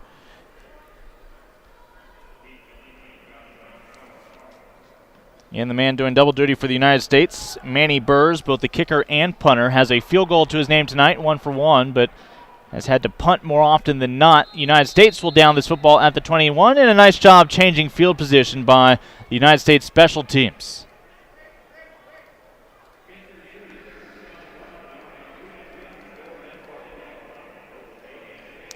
As we'll see who Canada comes out with at quarterback, looking for its first points of this second half.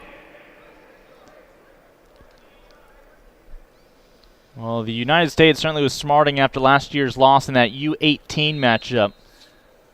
Focused on it all year long, coaches talking about it all year long, and even all week long this week. Obviously, a lot of these players were not in that ball game a year ago. So they had to be reminded just how talented this Canadian squad was going to be. Excellent job getting into the backfield. Stanley did not have a chance. United States has done a nice job with Stanley anytime they can get to him before he crosses that line of scrimmage. It's after he gets into positive yardage that he's really done the damage today. Once he gets it going, he's hard to track down, that's for sure. That includes a run of in excess 50 yards that set up the first Canadian touchdown. Now he had the second score.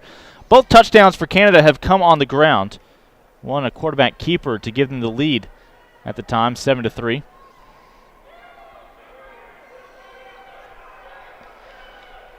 Second and 11. Looking left, looking down the middle, now looking for another option, now airing it out, flags fly, wide open receiver, and it's in and out of the hands of the target downfield. Unable to haul it in was Jacob Janke out of Edmonton, but I don't believe it's going to matter. There's a reason why.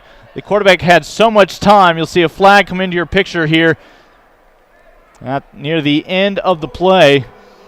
A holding call against Canada. They will accept it, so it'll stay second down. It goes from 2nd and 11 now to 2nd and 21. You know who's taking a big sigh of relief on that play is Janke, because that was a huge missed opportunity. Yeah, even if he had caught it, it'd be coming back. That was why he almost could have fair caught that ball. Nobody near him. They declined that penalty actually. And that's understandable. It makes it 3rd and 11. That's one of those where it's hard to go wrong either way, but this way Canada has one less play to try to convert. Has the same man open, and it is almost intercepted. Excellent coverage, able to close the gap after initial separation. That's Merrick Sims breaking up the young man out of Atlanta. And Bettner's had some great throws tonight, especially in the screen game, but this one was ill-advised at best. He stepped in front of the intended receiver, Janke. But Janke, for a second straight play, shed the coverage. Ball just took too long to get to him and allowed the coverage to get in front of him. And now Canada will have to punt, as the United States' decision to decline the previous penalty appears to have paid off.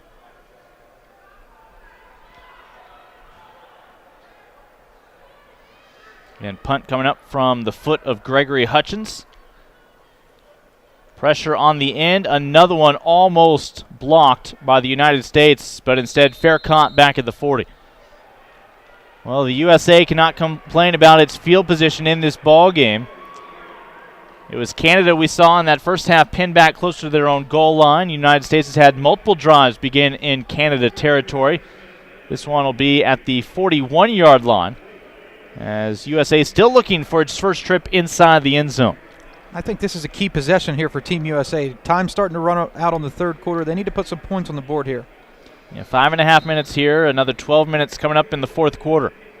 Haskins, your quarterback here for this third quarter, wants to be creative with his legs. A great athlete, but it's not going to lead to anything, as he gets maybe a yard when it's all said and done.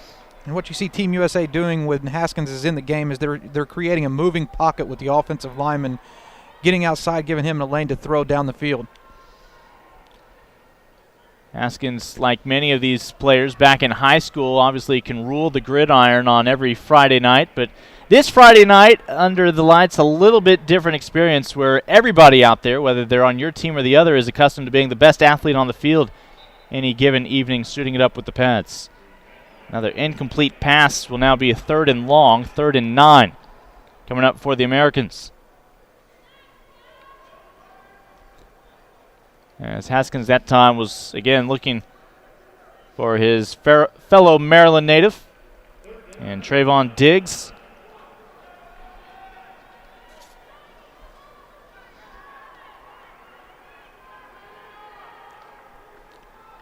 Diggs is in the slot to his left. Haskins goes right. Receiver being held, and the flag will come in, and the United States will have a first down on this penalty. Otherwise, would have been an incomplete pass on 3rd down. I think everybody saw it on that far sideline, and it certainly helps that it was in front of the United States bench, which was quick to point out the defensive holding call. It was lucky for Team USA to get the defensive holding call there, because I don't think Powell was open. So a break for the United States, but what can the Americans do with it? They are in Canada territory on the 48-yard line. Second opportunity, perfect time to maybe take a deep chance right here. So Haskins will continue with this unbalanced set, the 3 receivers to his left. 1st and 10. Room to his right, has his man in stride, and there is that Maryland connection. They needed to reach the 38 for a first down. They've done so and then some to move the sticks for another 1st and 10.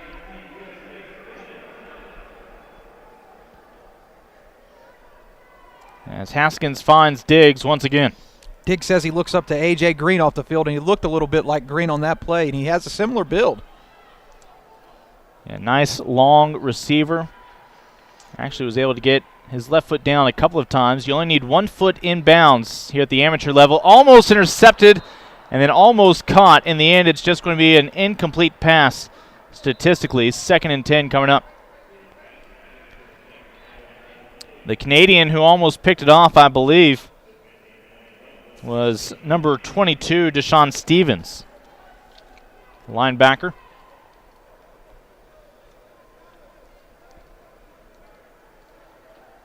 Each team with all 3 timeouts remaining here in the second half will likely do their best to carry those into the fourth quarter. Pump fake from Haskins. And a first down catch. Again, he's going to go to Diggs. It's just so invaluable to already have a relationship with your quarterback and receiver when you only have about a week together to get on the same page otherwise. Both guys are rated as 4-star prospects, and you're starting to see why right there, too. A good connection between the duo. On the edge of the red zone, Haskins down the middle, bobbling the ball, unable to secure it was Jabby. Otherwise, we'd be talking first and goal from inside the 7. It's a well-placed ball. Jabby almost was able to pull it in. Jabby had the step on Deshaun Stevens that time. And it'll bring up 2nd and 10. United States needs to move the ball to the 10-yard line for first and goal.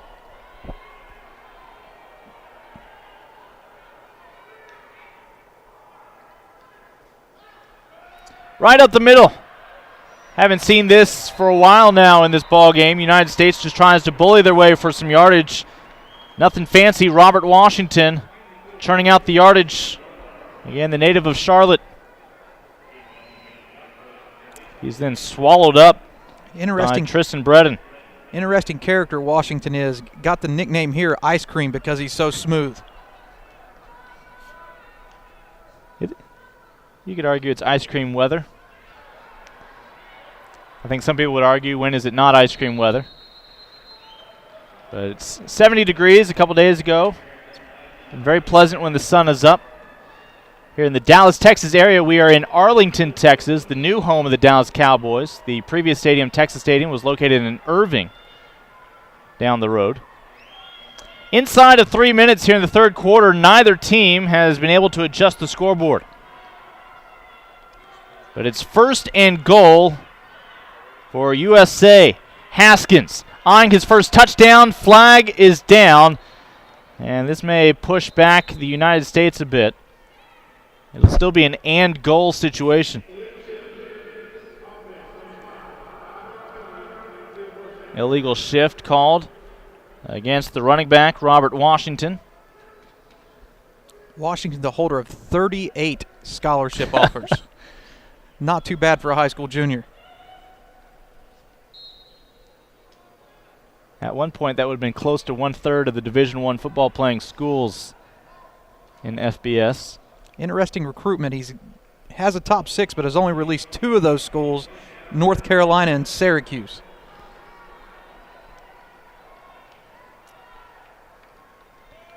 It's first and goal from the 15, looking back corner and just unable to drop it in to Diggs, as despite the fact that Canada's defensive back, Elijah Walker, never saw the football, still excellent coverage.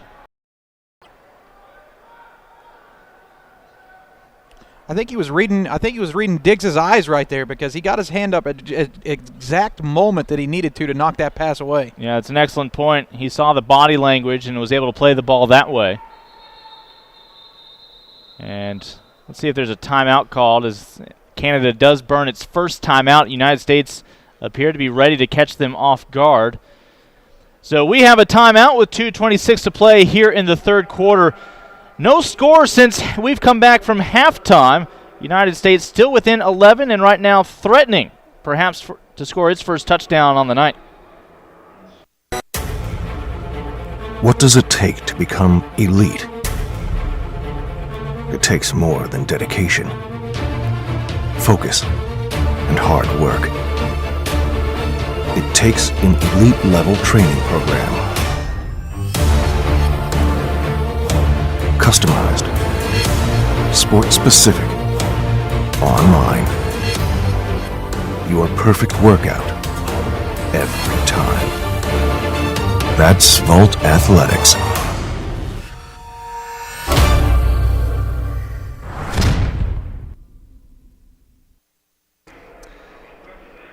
While we have a moment, want to take the time to say thank you to Volt Athletic, official strength and conditioning solutions partner of the United States national team. Again, here in the International Bowl, we will, when it's all said and done, see the U-15, 16, 17, 18, and 19 squads in action tonight. You're watching the U-18 matchup between the United States and Canada. This is 2nd and goal from the 14-yard line. Canada had to call a timeout, not ready, and now we have a flag for movement with 15 seconds still left on the play clock. And it's still going to be and goal, Greg, but it's going to be from about 19 yards out. Kind of limit your play calling here, too, in this situation. Unlikely we'll see a quarterback keeper here.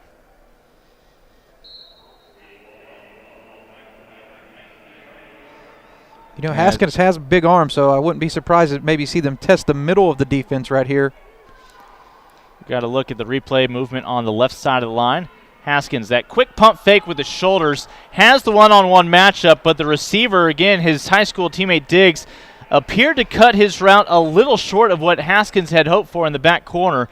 It's now going to be 3rd and goal from just inside the 20.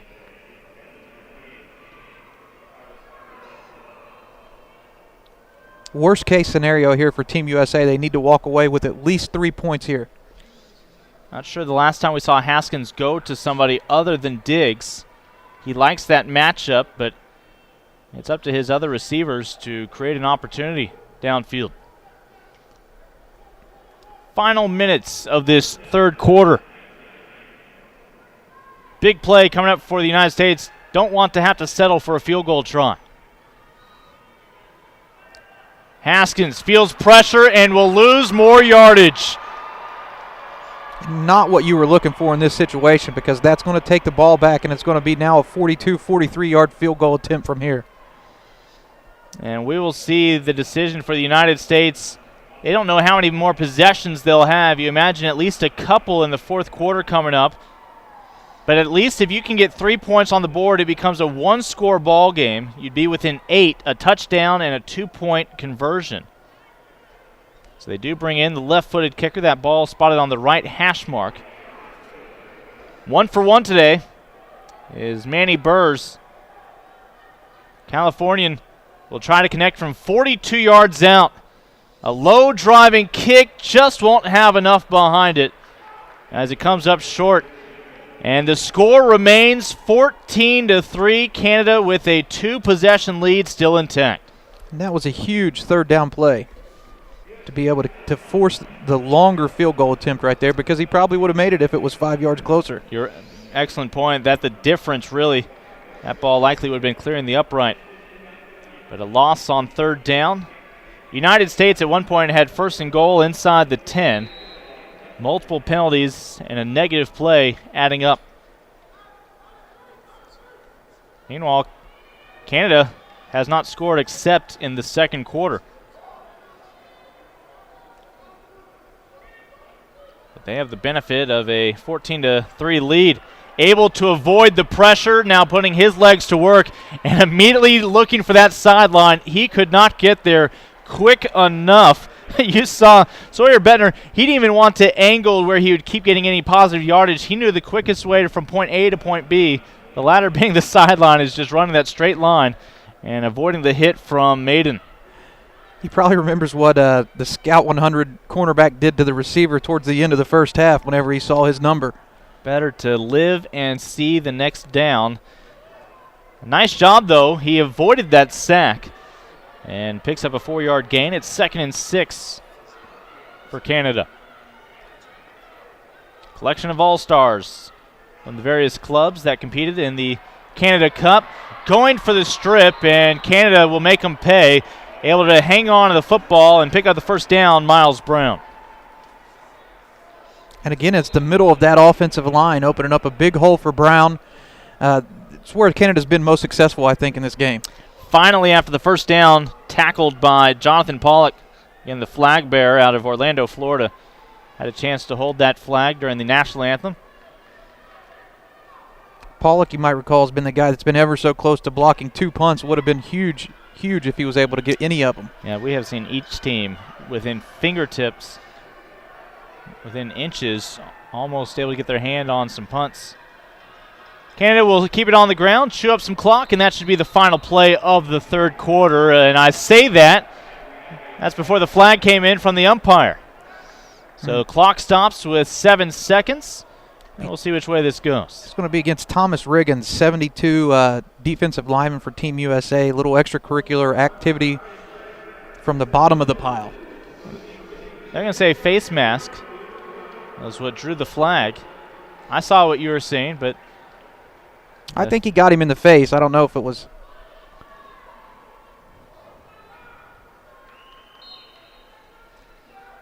So they will start winding the clock once again. Canada will not have to snap the football, and they'll have a very short walk, moving the football from one 40 to the other. Team Canada will have the ball in USA territory when we put up the final 12 minutes on the clock tonight here in Arlington. You're watching live coverage of Game 1 of 6 coming your way over the next 8 nights here for the 2015 International Bowl between USA and Canada.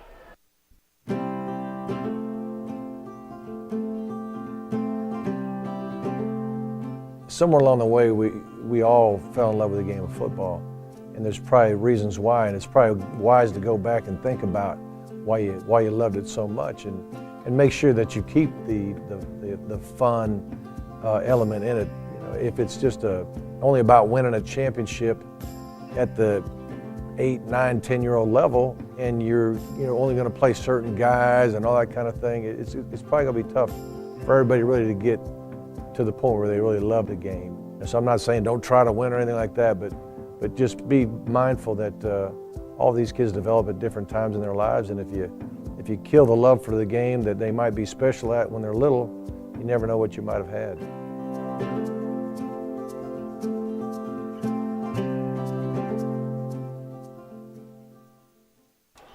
Back in Arlington, Texas, at the home of the Dallas Cowboys, AT&T Stadium, Lincoln Rose, Greg Powers, Joe Vasile with you as it's a 1st and 10 for Canada at the 40-yard line after the face mask call against the United States. A missed field goal on the last possession for the United States keeps them at just 3 points here in this contest. Bettner able to get it away, and almost in an excellent play when it was all said and done. Had an opportunity with his receiver, Cade Bellick, but just could not connect. Take this opportunity to thank Physio Control, official AED provider of USA Football. Of course, these uniforms for the United States, a new look this year, and they were excited to unveil them on social media throughout the week. You saw the players proudly posing with them. Those are courtesy of Siege Sports, the official uniform provider this year of the U.S. national teams. The stars on one shoulder, the bars on the other. 2nd and 10, a flag before the snap. And a false start will move Canada back to the 45 of the United States.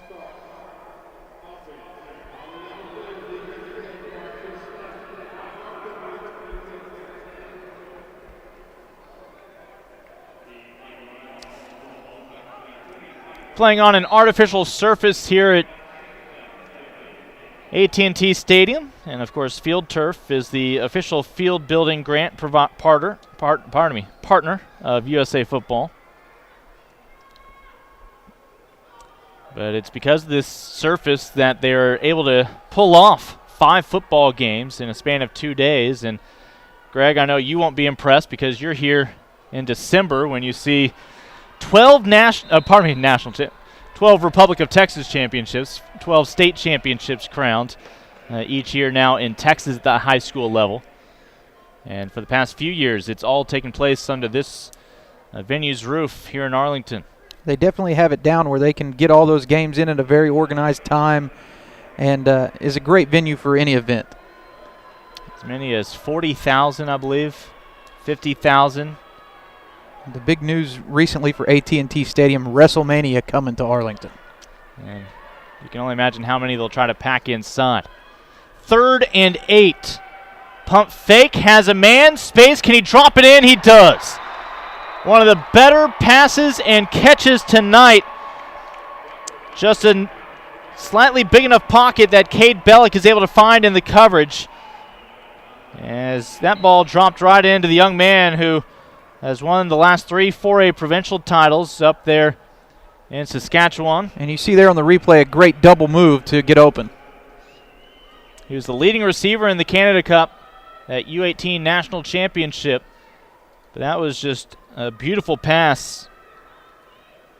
Really the first down the field pass that we've seen completed in this game. Yeah, it's been the screens that have cost the United States the most.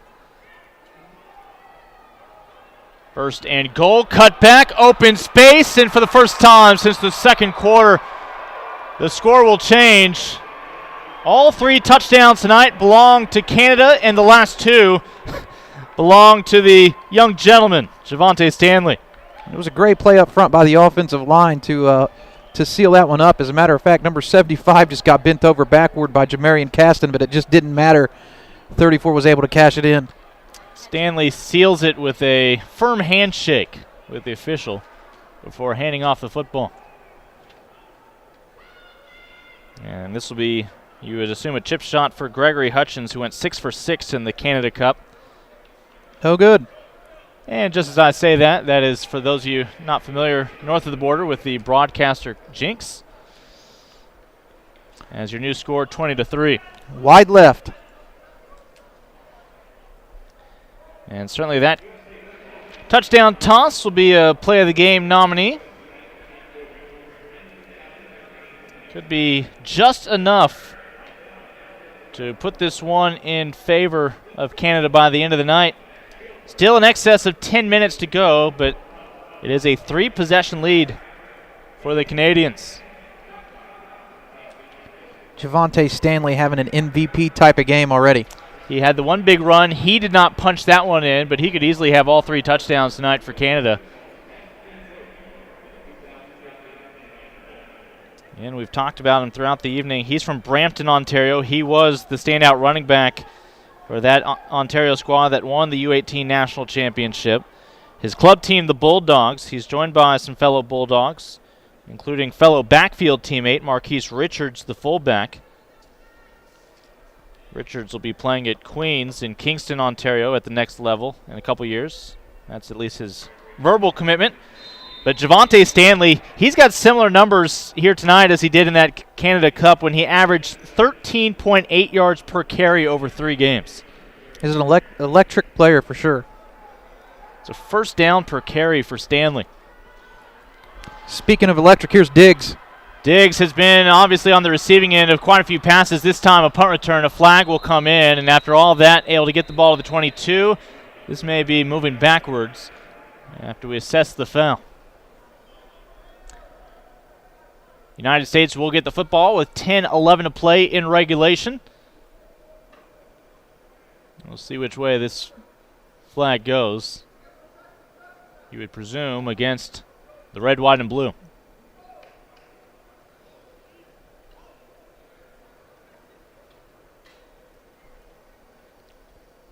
It's been a busy man. And they will pick up the flag, no foul, after talking things over. So 1st and 10 from the 22-yard line. And Haskins remains your quarterback here in the second half. 6 feet 3 inches, 185-pound quarterback. Has his man beat, has his high school teammate cut back inside by Diggs. Diggs looking for a block, he's got it. Now looking for the far pylon, and Diggs will be dragged down inside the 5, and they'll say he was down before the ball comes loose. Now a dangerous tackle that brings Diggs down, but a memorable catch that may have the United States back in business. And could that go down as the play of the game before tonight is over? As this second look brought to you by the Shock Doctor.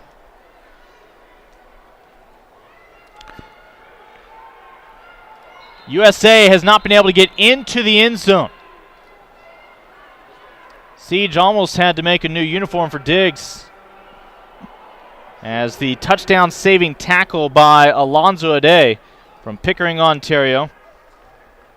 Diggs, whose brother plays at Maryland, Stephon Diggs, started as a true freshman for the Terrapins. He's considering offers from not only Maryland, he's also got Clemson, Florida, Georgia, and Penn State on board.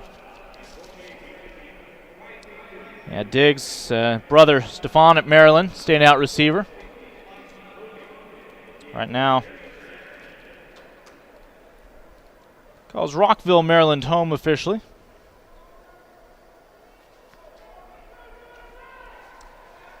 We'll see how much of an impact that play will prove to be. United States must get a touchdown here to put a dent in this score. See if they don't line up and run behind Ole Miss commit right here on the left guard. Of course, you're talking about Eli Johnson, the big man. Saw Eli's dad in the parking lot, the 295-pounder back at the hotel.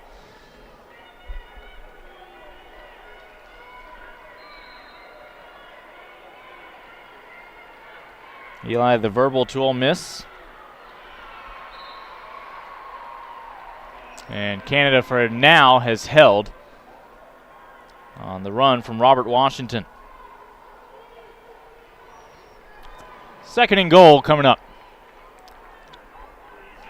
C.D. So on the tackle again.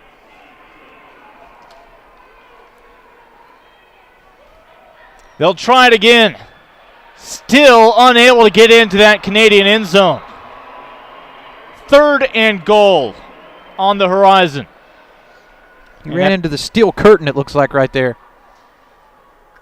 Can't see who made the play, but there was a number of guys there to clog the middle. Looked like Maconzo, young man out of Montreal, who was able to get underneath.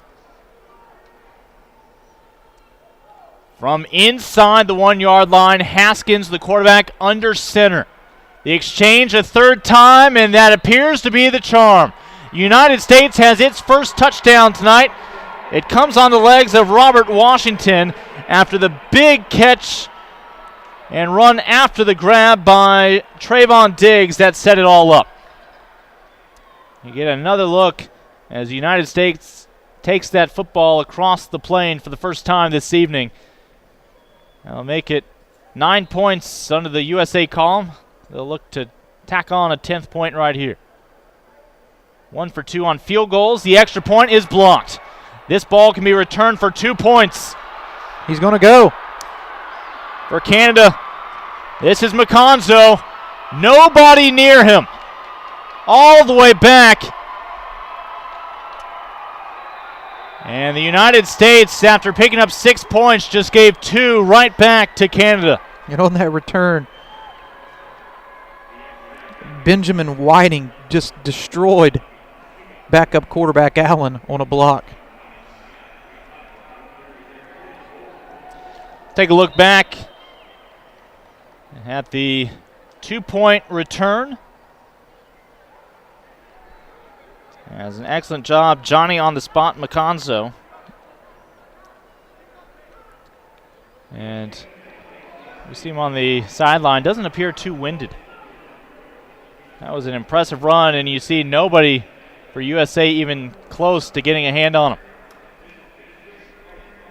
22-9. We expect the United States will kick it deep here.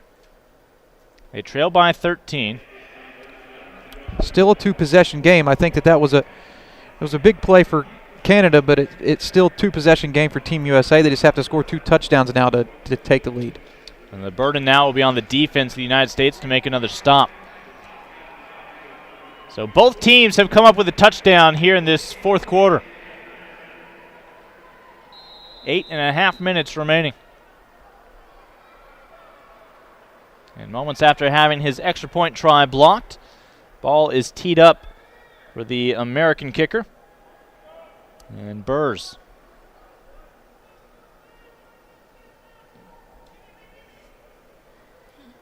From the 10. And almost a shoulder pad tackle up to the 20. 10-yard return for Jamal Hooker to set up 1st and 10 for Team Canada, who would not mind taking as much time as possible off of this clock here in the fourth.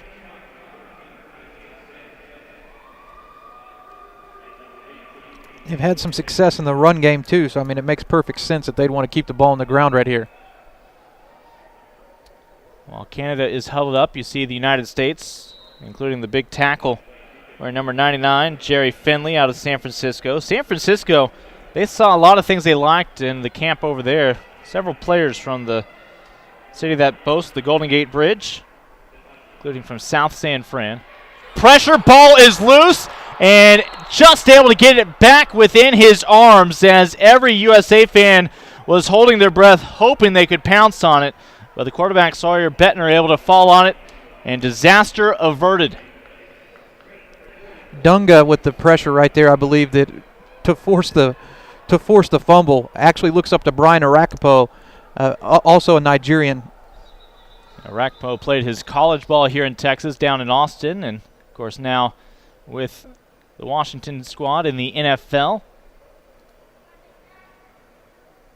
22-9. There were no Canadians anywhere close on that fumble except for the young man who recovered it, the quarterback. It's not the first time Canada's been backed up this deep in their own end. They'll get a lot of it back on the carry.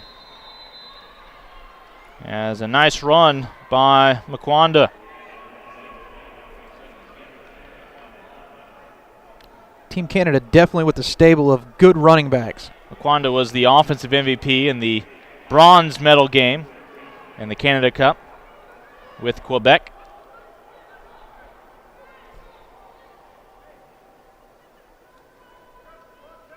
And that clock just continues to melt.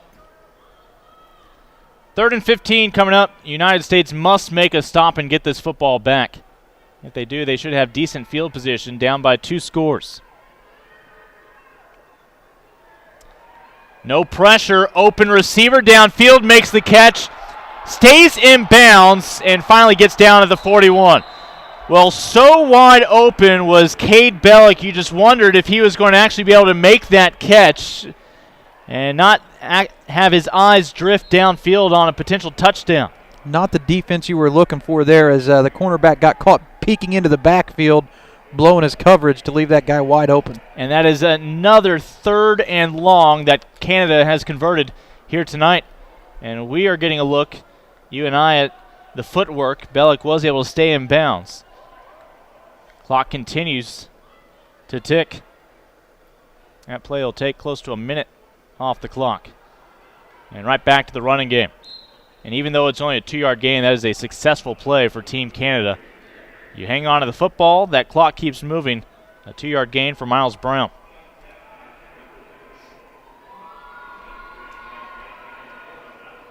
I'll take this opportunity while we have to say a thank you to USA Football. Fantastic hosts this week, and they've got another week to go. National Signing Day will be a big production on Wednesday morning of next week. That's when the U-19 kids will come in town and make their futures official. And a reminder, you can follow their arrivals next week using the hashtag IB2015. But also, if you start following it right now, there's plenty of content already up on Twitter and Instagram that you'll be connected with. Players, coaches, the governing bodies for these 2 countries, as well as IFAF. All with a lot of great photos from practices and team bonding exercises, including the uniform unveilings. First time we've got to say his name, Tavi Tuitasa. Hopefully we'll get to say it a few more times for you.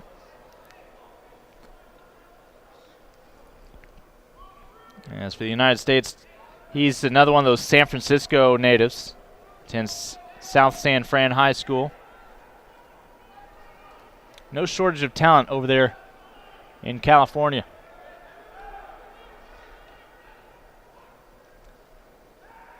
Pressure, blind side, just able to release it. They will say incomplete. That stops the clock. Javante Stanley could not scoop it up, but Canada is fortunate that they don't turn it over on a sack fumble. Instead, they'll be able to punt this football away. Bettner's had some fortunate plays on this series. It's almost like he had eyes in the back of his head right there to release the ball just in the nick of time. And it was Jonathan Pollock who got that pressure and the hit on him. Ever so close to making some big plays in this game. Yeah, 2 that could have very easily set up the United States for a short field. Instead, Canada was able to pick up some yardage, and the United States will have to earn their next score. 2 men back for the USA. Fielding at the 25. First tackle broken, second one as well, out of bounds, and a late flag comes in after the return from Maiden.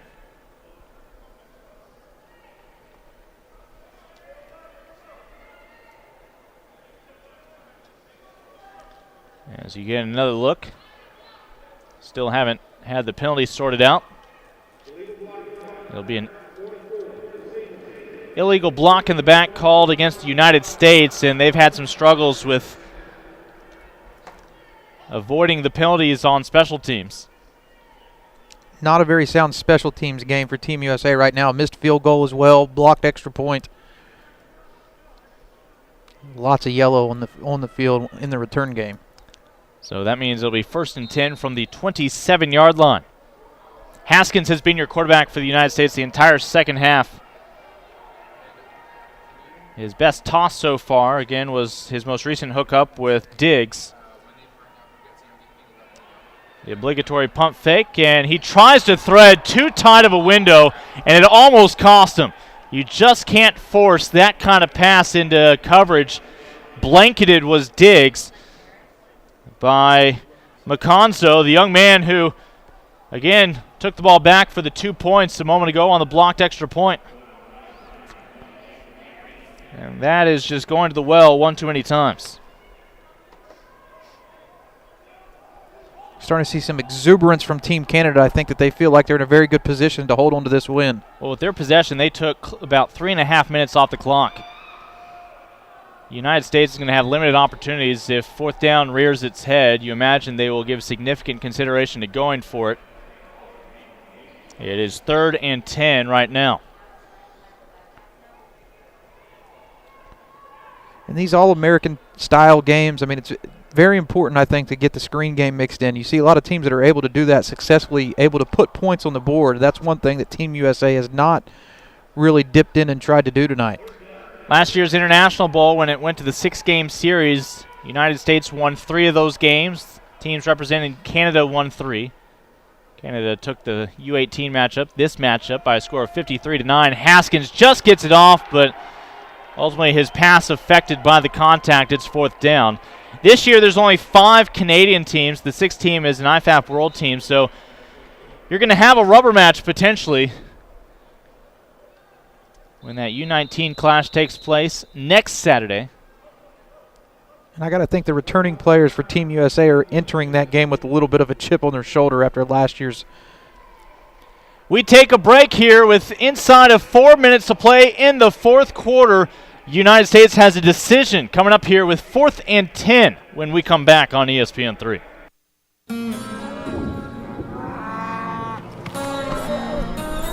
Some people have to travel for work. Some people get to travel for work. Free Wi-Fi! Pretty sweet. Hey, you look like you could use a pick-me-up. You want a macchiato? I think we can expense it. Sometimes it's the little things that make a big difference. Courtyard, make room for a little fun. I'd love to get a round of golfing while we're out here. Did you bring your sticks? You're watching the final moments of the U-18 clash between the United States, sporting the red, white, and blue at the top of your screen, against Canada in the red and white with the black helmets breaking their huddle. A reminder, a quadruple header here on ESPN3 tomorrow right here at AT&T Stadium. It'll begin at 10 a.m. Central Time. That's local time here in Arlington, with the IFAF World Select Team taking on the United States U-19 Select Squad. After that, they'll dip down to the 9th graders at 1 o'clock in the afternoon Central Time with the U-16. Then U-15 will follow at 4 o'clock, and then the nightcap 7:30. You'll see the U-17 squad squaring off. On 4th and 10, Haskins to keep hope alive in this ball game. It's incomplete, a turnover on downs, and that could very well be it as Canada looks to claim the U-18 matchup for a 2nd straight year. Looking for Jobby there. Was just nothing available. He's double covered. Team Canada was all over that play. So Team Canada will bring back out their offense, and I'd be surprised if this ball is ever put in the air.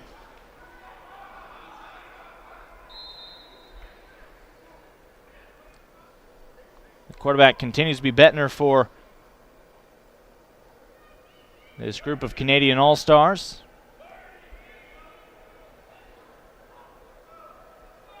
And the first handoff, a good one. Just eating up yardage. Those legs continue to churn from the running back, St. Maurice. Almost enough for a first down. It'll be about a yard shy. started the game, St. Maurice, and it looks like he's the guy they're going to try to finish it as well.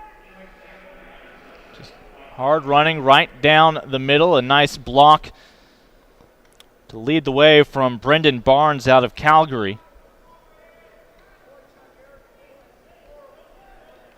And they'll say second and more of a short 2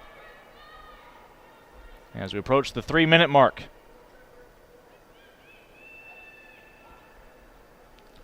A run on second down. And it won't be enough. Back to the line of scrimmage, but nothing more. As the United States gets several bodies in place. Among them was Philip White Jr. out of Sacramento. Bradshaw Christian. Isaiah Taylor once again around the football. I mean, getting his name called at least one more time in this game. Also able to put a shoulder pad on. Isaiah Sands out of Jefferson City, Missouri. Sands is one who really passes the eyeball test standing out there. Looks like how you would build a college safety if you were playing EA Sports or Madden football. 3rd and 1. Able to stretch it around the corner, and St. Maurice has the first down and stays in bounds.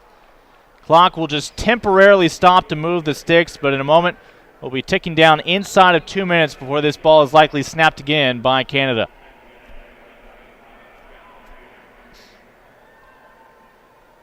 As all the blocks in place, including a pulling guard. I mentioned him a moment ago. For Canada, Brendan Barnes from Alberta.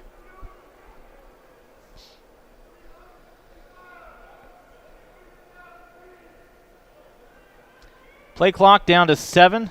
This ball will likely be snapped with about 1 second. They aren't going to be able to get it off. They're going to call a timeout. Because Canada don't want to take the 5-yard penalty, and they had some timeouts to burn. Minute 44, we'll take the timeout with them. Team Canada looking for another first down, hoping to put the punctuation on a victory over the United States here tonight.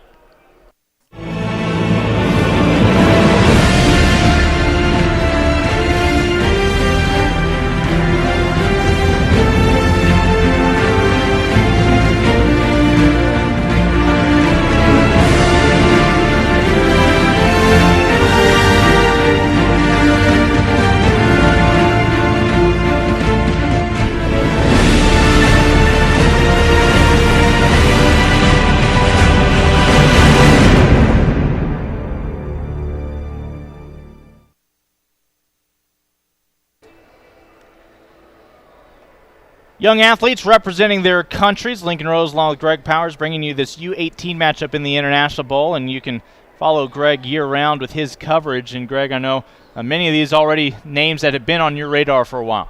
Definitely. With National Signing Day coming up next Wednesday, you can check out all that coverage on scout.com and follow me at gpowers79 on Twitter for all the latest updates as we head to the big day, Christmas Day for recruiting next Wednesday. We will have National Signing Day when it's all official for the U-19 players. Close to 50 expected to sign. So minute 44 remaining here in the fourth quarter. It was 14-3 at the half. Each side with a touchdown here in the second half during the third quarter. United States on a missed extra point would surrender an additional 2 points to Canada. And the United States is now going to start using its timeouts to save as much time as it can in a beauty contest on the scoreboard perhaps, as St. Maurice brought down for a minimal gain. Matt Yarborough on the tackle there, teammate of Jared Maiden from down the road at Saxe High School here in the Dallas metro area. Yeah, here in this Dallas area, if you're a college coach, your money is well spent if you just fly into one of the airports around here. And if you visit every high school in the area, that's going to be a couple dozen pretty impressive rosters that you've taken a look at. Definitely over 150 college-level prospects every year from the Dallas area. Tonight, bringing you live coverage from the home of the Dallas Cowboys in Arlington, Texas, here at AT&T Stadium. 2nd and 11 coming up. USA called that last time out. Clock stopped at a minute 37. And Canada continues to keep this ball on the ground, trying to bring that clock to triple zeros. All 3 of Canada's touchdowns have come on the ground, 2 of them from this young man. Javonte Scott has about a 5-yard gain. That'll set up 3rd and 6, and the United States will burn its 2nd timeout. And I believe actually that may be its 3rd and final timeout. It is. Scott's one of those guys, when he gets the ball in his hands, you hold your breath. Well, he got things really going. Canada was not on the scoreboard yet when he broke loose a field position changing 55-yard run. I don't know if he's the official MVP, but he's the Greg Powers MVP. Greg Powers MVP, brought to you by Greg Powers.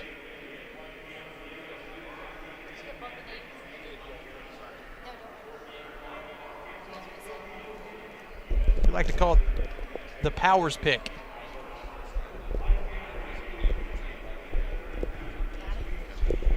And it's official now. Stanley is the MVP for Team Canada, and Trayvon Diggs is the MVP for Team USA. And they'll be recognized in a ceremony upon the conclusion of this ball game, as they'll name an offensive, as you mentioned, an MVP for both sides. And, of course, those most valuable players, as you see there, brought to you by Riddell. Diggs, a sensational outing. Javonte Stanley, of course, putting Team Canada on his back early. 3rd and a long 5. On the ground, tough sledding, and about 1.5 yards gained. But more time will come off that clock before Canada has to make a decision. And it looks like they will try to put 3 points on the board here and give their kicker some work.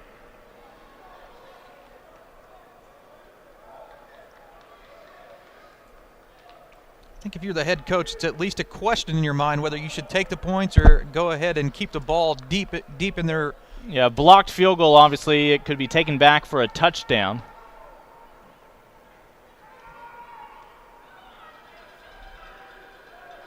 And this is Gregory Hutchins, who's near automatic from this range and drives it through. So late 3 points for Canada after they chew up the clock.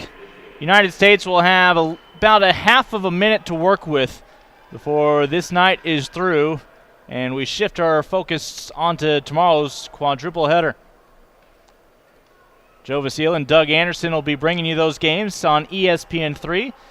I want to send out a final thank you to Tom Monfiletto as well as Amanda Cozy for their hard work this week.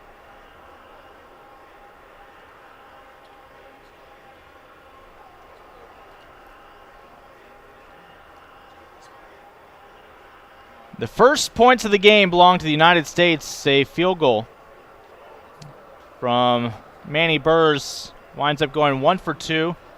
A blocked extra point as well on the day. Special teams struggled for the U-18 squad. Canada would claim its first lead with a second quarter touchdown set up by a big run from Javonte Scott. Taken in by the quarterback, Bettner. Scott would wind up with 2 more opportunities to punch it in, and he would take it in each time for his 2 scores and his MVP performance. We talked about it at the beginning of the game. It was going to be the power of Canada versus the speed of USA, and it looks like power won out in this instance. And this will be a penalty, a kickoff out of bounds for the United States. Best thing about that for the U.S. is no time came off, but it's going to be hard to pull off the comeback, though still down by 2 scores with 37 seconds left.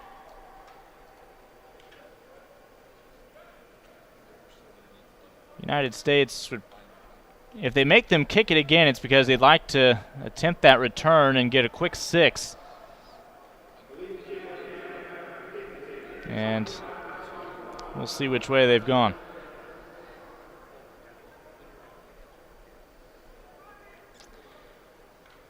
Just going to assess the penalty. So the United States will take the football. Don't have to wait any longer. They have it on their own 48-yard line. They had the option of a re-kick or to simply assess penalty yardage from the spot where it went out of bounds. Haskins has taken every snap this half, and he wants a big chunk of it right here, and that ball batted down. Great coverage on display by the Canadian and Benjamin Whiting. That took 6 seconds with 31 ticks of the clock remaining. Looking for MVP selection. Diggs again, deep down the sideline. He was open. He just threw off his back foot a little bit. Didn't have enough arm to be able to work that ball over the defender. Yeah, Diggs' presence has been two sides of it. It's been a blessing in the performance he's had, but perhaps reliant upon him a little bit too much.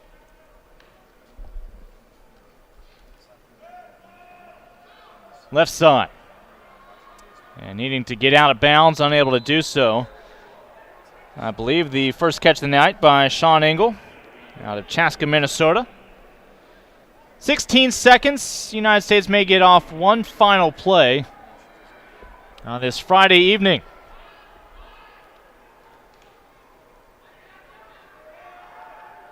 Modest pressure. Ball downfield, overthrows his target.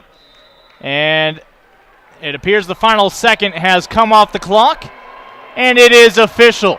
A second straight year that the U-18 matchup will go in favor of the men north of the border.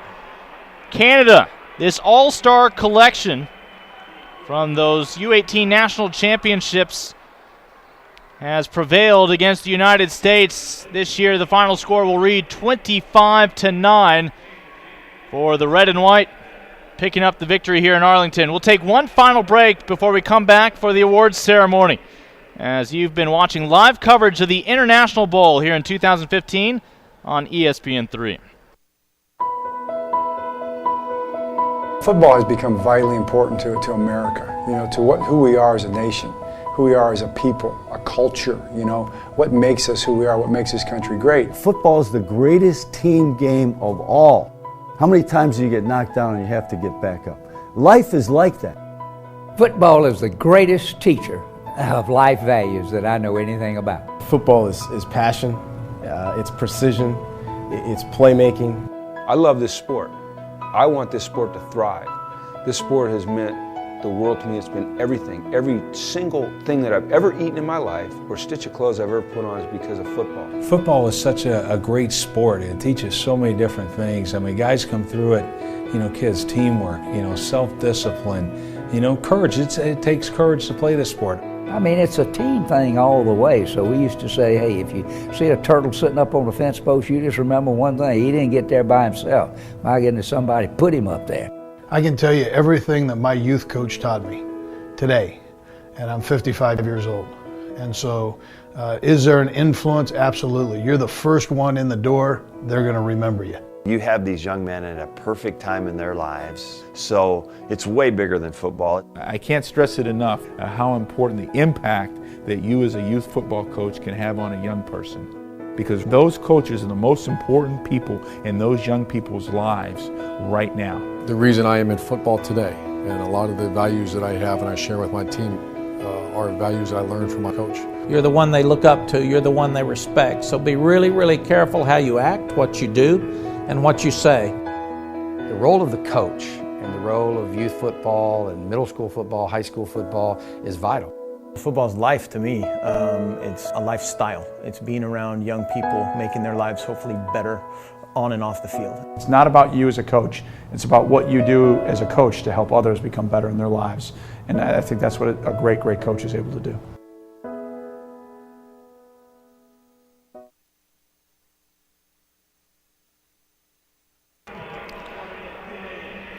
Trayvon Diggs and Javonte Stanley have just been handed their hardware as your MVPs for Team USA and Team Canada, respectively. You see Stanley with those 2 touchdowns. Diggs set up the lone touchdown for the United States. Each had plays in excess of 50 yards to change some field position. Our MVP is brought to you by Riddell. Before we sign off, again, want to remind you that our live coverage of the 2015 International Bowl U-18 matchup between the United States and Canada this evening has been brought to you by Sports Authority, official sporting good provider of USA Football. St. Vincent Sports Performance, official sports medicine partner of the U.S. national team. CVS Minute Clinic, official sports physical provider of USA Football. And Marriott, official hotel partner of USA Football and the U.S. national teams. Additional coverage provided by Riddell. official helmet and protective equipment partner of USA Football. And Field Turf, official field building grant partner of USA Football. Upper Deck is your official trading card partner of USA Football and the U.S. national teams. Volt Athletic, official strength and conditioning solutions partner of the U.S. national team. Siege Sports, official uniform provider of the U.S. national teams, as on display tonight and tomorrow. And finally by Physio Control, official AED provider of USA Football. One final handshake as the United States and Canada meet tonight in this U-18 clash, brought to you live from AT&T Stadium. The same facility will house all 4 games tomorrow.